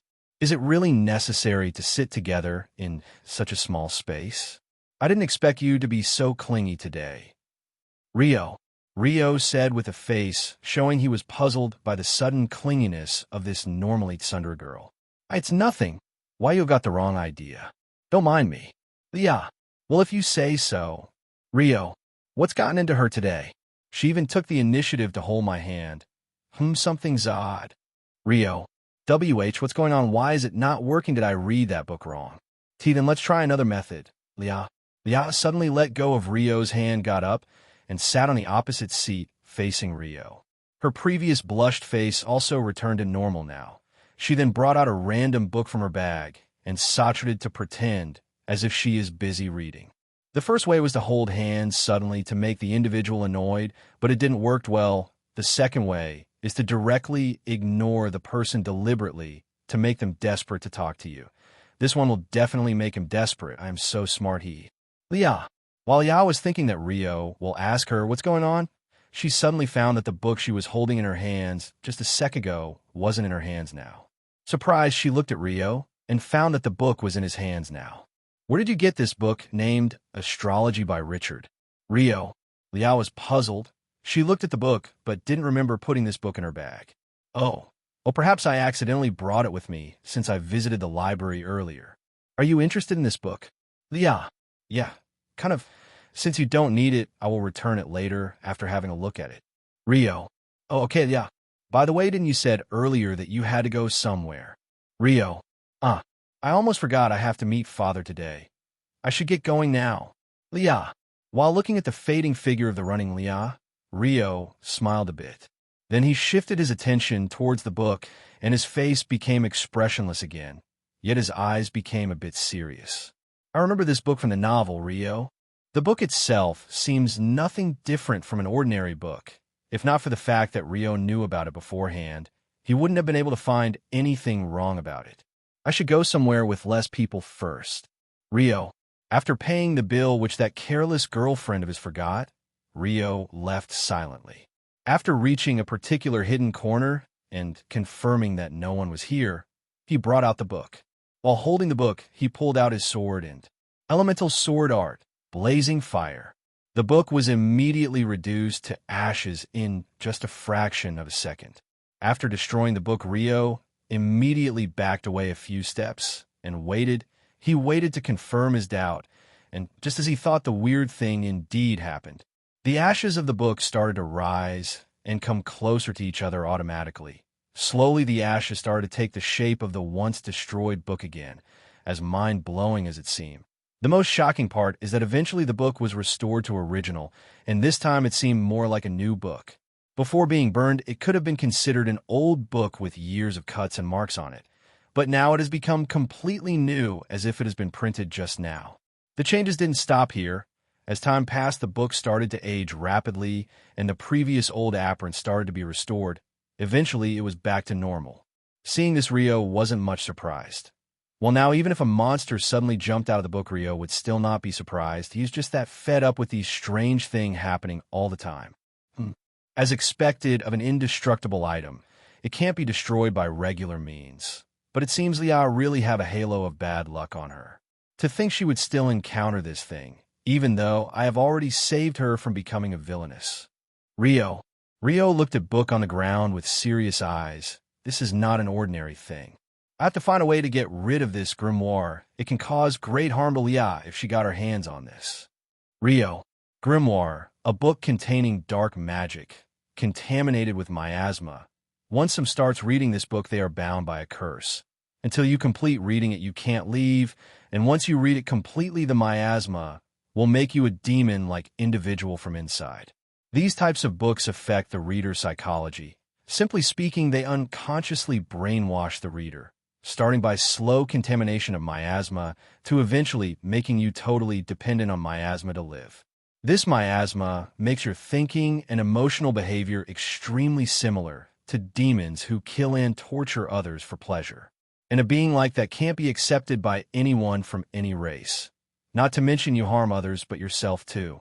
After all, miasma slowly eats away your life force, making your lifespan shorter and shorter with each passing second. You may think that what does this have to do with Leah? But as you may know, Leah was originally meant to be a villainess, and there was a mention of this grimoire in the original novel. But the way she got it was different. According to the original, Leah had been in her late stages of her becoming a villainess around this time, constantly becoming more and more of a sadist due to her hate for Kira, and one day, when she was going to stab Kira in the library in hope of ending it all in one go, she was found out by fate. As you may have already guessed, a huge commotion occurred. The news about this matter spread in the whole school in a matter of hours. Leah was desperate now. She knew that she will be eventually caught by teachers sooner or later. While she was desperate, this grimoire appeared in front of her from some corner of the library. It opened itself, and a huge magic circle unfolded instantly. Before anyone could react, Leah was teleported away. I don't really need to tell where she was teleported, right? She was directly teleported to the castle of the Demon King, in the center of the Demon Continent, far away from the academy. Thousands of people were hired to find Leah by her father, but to no avail. At the end, it was a heartbreaking event for Leah and her family. This incident finally made Leah into a full-fledged villainess, while she became one of the subordinates of the Demon King. Her father suffered depression and retired from work. I may not be able to properly feel any emotions, but for some reason, only when I am with can feel slight emotions. She's too precious to be lost. Rio. Looking at the brilliant scenery created by the setting sun on the horizon, Rio let out a long sigh. When did I become so obsessed with Leah? Have I really fallen so down in this abyss of love? An abyss of love? It may not be that bad. If I can stay in this abyss, then, for a while at least. Rio. As for how to make this book reach a place far away from Leah, I have a good idea. It may cause a small problem to a certain someone with huge luck with him. Even if this book applies bad luck to him, It will be converted into good luck, so he will be the best way to deal with this thing. Rio. But obviously I won't ask for his help directly. I will just force this book on him. I don't give a damn about being considerate of his feelings. Rio. With this, a villainous smile appeared on Rio's face. If not for the fact that there's no one here, people would have been scared to death by him. Achoo. Fade. Do you have a cold, Fade, Kira? Nah. Perhaps someone is plotting something against me again. I have a feeling that someone is targeting me. Can we go to your home tomorrow? I don't feel safe here. Fade. Okay, if you say so, then. Kira. You're so easy to take advantage of, Kira. But sorry, I must go after all. There's so many high-quality things in your house. Not to mention, there's so many cute-looking maids there. Fade. Suddenly, a very strong wind came. It felt as he was going to be blown away. Faintly, he seemed to have seen a shadow pass by, but he wasn't sure of it. This he ignored it, and since Kira was too busy caring about her blowing skirt, she also didn't notice anything at all. But an unknown book suddenly appeared in Fade's bag. Chirp, chirp. The morning sun shined brightly, and the golden rays passing from the window fell on a sleeping young boy's face gently. The faint yet refreshing wind blew over that handsome face. His red hair also increased his charm quite a bit. But this peace didn't last long. Link slowly opened his eyes. He lazily sat up. Yawn. Are you awake? Ria. Yeah, dash. Link. Wah. What are you doing in my bed, Ria? Link. Oh, I was passing by your dorm room, then I thought I should wake you up. But after seeing you sleep like a baby, I also felt sleepy. Yawn. A fake yawn, Ria. So I at least make a better and more convincing lie. Link. As if a little embarrassed. Ria blushed a little. What are you talking about? I didn't lie at all. Ria. Okay. Now that I am awake, you can go. I have to get ready. Link. As if annoyed by Link ignoring her. Ria puffed up her cheeks and tried to look fierce, but Link just ignored her after looking at her puffed face. He directly entered the washroom and looked the door. Slam. Hey, don't ignore me. Hey, Ria. As the door closed, Ria's cheeks puffed up even more. Oomph. I may not be successful today, but just you wait, Link. Once we go to the date this month, I will force you to buy the ultra-rare candies for me. Oomph. Ria. By the way, now that I have got the chance to come in Link's room for the first time after so many years, how about I observe his room a bit?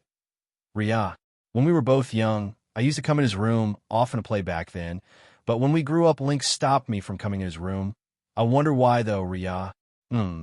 Let's see. Sister used to say that if you want to find a boy's secret, you must look under his bed for forbidden books. Ria. But I don't really know what is a forbidden book. How am I supposed to find it then? Well, let's look for it anyway. Here we go, Ria. Unknown to the dangers of looking under a young teenage boy's bed, Ria started to find those forbidden books, which for some reason wasn't there at all anyway. While looking under the bed, Ria bumped her head accidentally, and coincidentally, and very, very coincidentally, a small box fell from some secret corner of the bed. Ouch! It hurts! What is this box? Where did it fell from? Oh. There's a secret drawer under the bed, but this isn't a book, though. I wonder what might be inside it. Ria. While Ria was just about to open it, she suddenly heard Link's voice. Well, what are you doing crawling under my bed like a worm? Is this your new way of sleeping, or something? Link. Surprised by his sudden voice, Ria tried to get up immediately, but bumped her head again, but this time it was quite hard. Not being able to bear the pain, tears started to flow from her eyes like rivers. But even her crying voice was so cute you might want to protect her. Seeing her crying, Link shook his head, heaved a long sigh, and then finally helped her to get up from the floor. After crying in Link's arms and rubbing her teary eyes to Link's shirt for a few minutes, Ria finally calmed down a bit. Hey, stop crying now. Aren't your class healer? You can heal yourself, you know. Here, put your hand on your head and say heal. Link. Sob, but I don't need to use heal anymore. Ria. While sobbing, Ria hid the mysterious box behind her before Link could see it. Of course, she didn't know that a martial artist like Link was already able to see her hiding that box. Oh, why? Don't you want to heal your head? Oh, sorry. I mean your injury, of course. Link. After all, stupidity can't be healed by any healing spell. Link. Why do I have a feeling that you thinking something bad about me, Link, are you? Ria. You're just thinking too much. there's nothing like that. Link, I don't need to use heal, because I can directly use greater heal. Ria, greater heal. Here, see it's back to normal now. There's not even a single scratch left now. Aren't I awesome? Aren't I amazing? Go ahead, praise me and worship me, ma. Ria, saying that Ria seemed extremely proud of herself. Of course, that proud of her is backed by her actual talent. As she is the younger sister of an SS rank individual, she is also obviously very talented. Her healing skills has already reached the point where she can already heal most of the fatal wounds on a person's body. Even the buffs she can cast for her teammates are quite strong, which makes her a very worthy teammate to have with you. Although, she is not strong physically and is basically too weak to even withstand a single attack from monster. Yeah, sorry I forgot that you were already a B rank healer, but why are you laughing like an elementary grader playing the role of an evil old man? Link, I have to admit that I'm always surprised by how her mood can change in a matter of seconds. She was crying like a child just half a minute, and now she is laughing and making a smug face. Well, that's also one of the many things I like about her. Nothing can be done about, so Link. Anyway, what was you even doing crawling under my bed? You know it's not a good thing to jump around everywhere in others' room without their permission. Link, I can't tell you that, Ria. She is acting kind of suspicious. Such times I have the best way to find the truth out of her. It's time to use my special weapon on her. Link suddenly smiled slyly and said, so you don't want to tell me. Even though I care about you so much. Well, it's okay if you don't want to tell me. I won't ask any more then. Link, no matter what you say, I won't tell you that I have been looking for forbidden book. Ria, realizing that she has already spilled all the beans she knew has messed up real bad now. So, Ria also tried to use her special attack at this very moment, and that special attack is indeed running. Ria. Just as Ria was about to run away, Link caught her hand and pulled her towards him, causing Ria to fall over Link. Even Link was surprised a little bit due to her directly falling on him. What? What are you doing, Dash, Ria? Although Link knew he has gone a bit too far, but he knew that there's no way back from here. The only way is to go forward. So, taking the advantage of the moment, he directly sealed Ria's lips with his own. The event suddenly took a turn to a wrong way, and for the first time Link and Ria got to know what it feels like to kiss someone you loved. After half a minute of staring contest with each other, both of them finally separated from each other, and sat on farthest corners of the bed. Ria finally broke the awkward silence after a few minutes while blushing. Huff, why you are a big pervert. Link, Ria, yeah, don't blame me for that. You was the one who fall on me. Then you tempted me with your cute face. It's all your fault. How I'm supposed to resist you when you put such a cute face of yours near mine. Link, while saying that, Link was making an extremely innocent face, as if he was the one who was wronged, his acting so perfect that it nearly reached Rio's level. Just a bit below Rio, of course. Hearing Link, Ria was out of words. She didn't know what to say to Link now. And no, you are a pervert. That's it, Ria. You have really angered me now. I'm gonna punch your face real hard now. Ria, no, don't do that, otherwise your small and weak hands will get injured too. Your brain is already injured. Link, what did you say? Ria, nothing, Link. Idiot Link. Ria, seeing that the things were getting out of hand, Link finally decided to change the topic. So, who told you to look for such books? I am quite sure you couldn't be the one to come up with this idea, by judging how injured your head is. Was it you, older sister? Link, how do you know that? And I am not injured anymore. I have healed myself, you know that. Hey, stop ignoring me. Link, Ria, step. The sound of students walking in the hallway can be easily heard outside the class. It is just a regular new day in the life of the student's life today. The whole academy is as lively as ever. But you can sense the excitement in the students about something. Rio was first a bit confused, but then after hearing the gossiping of the students, he also knew what was going on around here. Hey, you know there's going to be a big celebration event after the final exams this year. Well, before the celebration, there's the final exams, though. There's only 2 weeks left now. I think the teachers must be announcing about the exam date soon, too. Oh, come on. Don't make me remember that I have not studied much the whole year. I just want to attend the celebration fest. Yeah, indeed you haven't studied much, but if you don't get passing marks in the writing and combat exams, both you wouldn't be able to attend the celebration fest. Instead, you would be crying in a corner after failing. No, I'm not that terrible in studying that I will end up failing. Besides, there's still the combat test, in which if you get good marks, your writing marks can be covered. Now, we will see. So it's already time for that period of the year. Now I have to go through one more event, which wasn't in the original novel at all. Rio. Well, nothing can be done about that. After all, even if there was no such an event in the novel, the protagonist indeed became a second-year student, which means these exams were directly skipped for plot development. Rio. It's understandable. Fate has already improved his grades and fame in the midterm exams, so there wouldn't be any problems for him to pass the finals too. Rio. It seems these coming exams will be uneventful, and there wouldn't be anything much interesting for me. Anyways, I prefer this peaceful life more than the daily hassle protagonist has to go through. Rio. While unaware of the coming dangers and changes in the main plot of the novel due to butterfly effect he has caused, Rio was just spending his peaceful time sitting on the desk under the shade of a large tree. This spot is quite famous among the students of the academy. Rio often comes here to eat lunch brought by his girlfriend.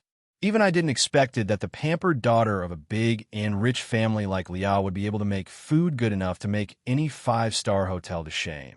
Lia seems to have a great talent for food. The only thing isn't really that honest. But I like that side of her too. Rio, you seem to be listening to those girls quite intently. Are their talk that interesting to you? Lia. Just when Rio was busy contemplating about worldly things in his mind, the sudden voice of Lia surprised him a little, but of course it didn't show on his face. Nah, I was just thinking about the upcoming exams a little, but for the most part one was thinking how surprisingly good your cooking is. Rio. You can't divert the topic by praising me, But of course my cooking is that good. Who do you think my personal maid is? She is a winner of the silver medal in the national cooking contest, I have been taking lessons from her since I was 10. Lia. My personal maid is just like my older sister for me. She cares about me very much. I respect her very much. Lia. Lia seemed to be quite proud when talking about her maid. She even had a grin of her cute face. Her confidence in the maid surprised Rio a bit. She seems to really look up to her maid. To think this girl who respect her personal maid this much was also the one who started her killing spree from her personal maid too, after going insane from darkness. Rio.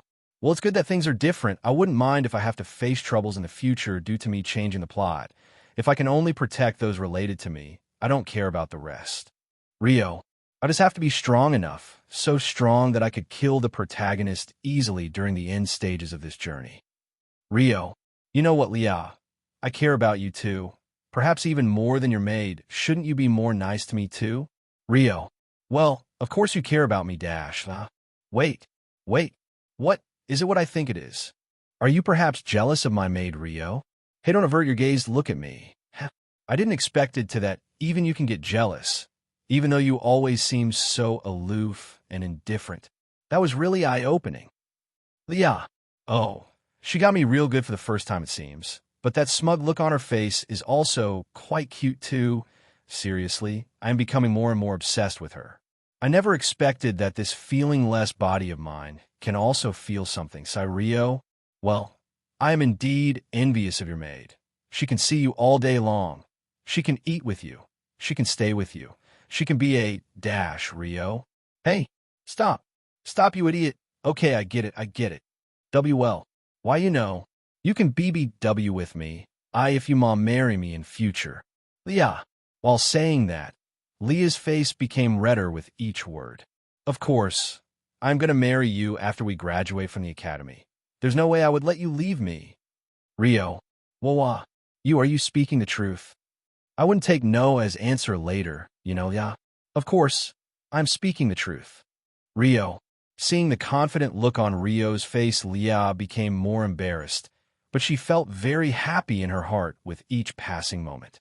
And my heart seems to be beating too fast. Is it normal for it to beat so fast? This idiot Rio, he really have a silver tongue. But why do I feel this feeling of happiness? Lia. We will see how true you are in the future. Humph, idiot King Rio. Leah, hey, are you planning on keeping me hungry today? The lunchtime is nearly over. Are we going to eat or not? Rio, yeah, I nearly forgot about that. Here, oh, it looks delicious. Time to dig in. Rio, ever since Rio got a girlfriend, he has stopped bringing his own lunch. After all, he has a girlfriend to cook for him. Eating the lunch made by Leah and having top-class dishes every day has become normal for Rio now. In beginning, he was thinking that all this was cooked by Leah's family chefs, but after seeing Leah's skills in cooking by himself, his doubts were no more. While Rio was busy eating this godly food, Leah was also busy eating and thinking. It seems the saying that the way to a man's heart is from his stomach is right after all. I never expected that even Rio have times when he get jealous too. Leah, I'm glad I learned to cook. Otherwise, it would have been more difficult to know more about Rio's feelings. This guy is extremely hard to read after all. Leah, there are very few times I've been able to see his true feelings for me. If not for the fact that I'm such an understanding girlfriend, what would happen of this idiot without me? Leah, the look on her face seems more smug than before. Is she still thinking about me being jealous? She really got me good for the first time today. Sometimes I think she's corrupting me with this godly food. Rio, the beautiful white flower petals were slowly falling from the tree with a refreshing and slight breeze, creating an amazingly beautiful scenery filled with peace. Anyone who sees this will feel peaceful and relaxed. I wish that time stopped this moment, and we could stay together always like this for the whole eternity. Leah, I wish that time stopped this moment, and we could stay together always like this for the whole eternity. Rio. Author's note. So, what are your thoughts on this chapter? Write in the comments, and don't forget to use those Power Stone and to continue reading this story added in your collections. Here's the question of the day. How much diabetes did you get from reading this chapter? 1 low, 2 mid, 3 high, 4 incalculable, 5 the heck with diabetes. I am just feel lonelier after reading this chapter now. Curse you, author. By the way, I'm thinking of writing a bonus chapter. Which character do you want it to be on? Or do you want it to be on the background story of this world?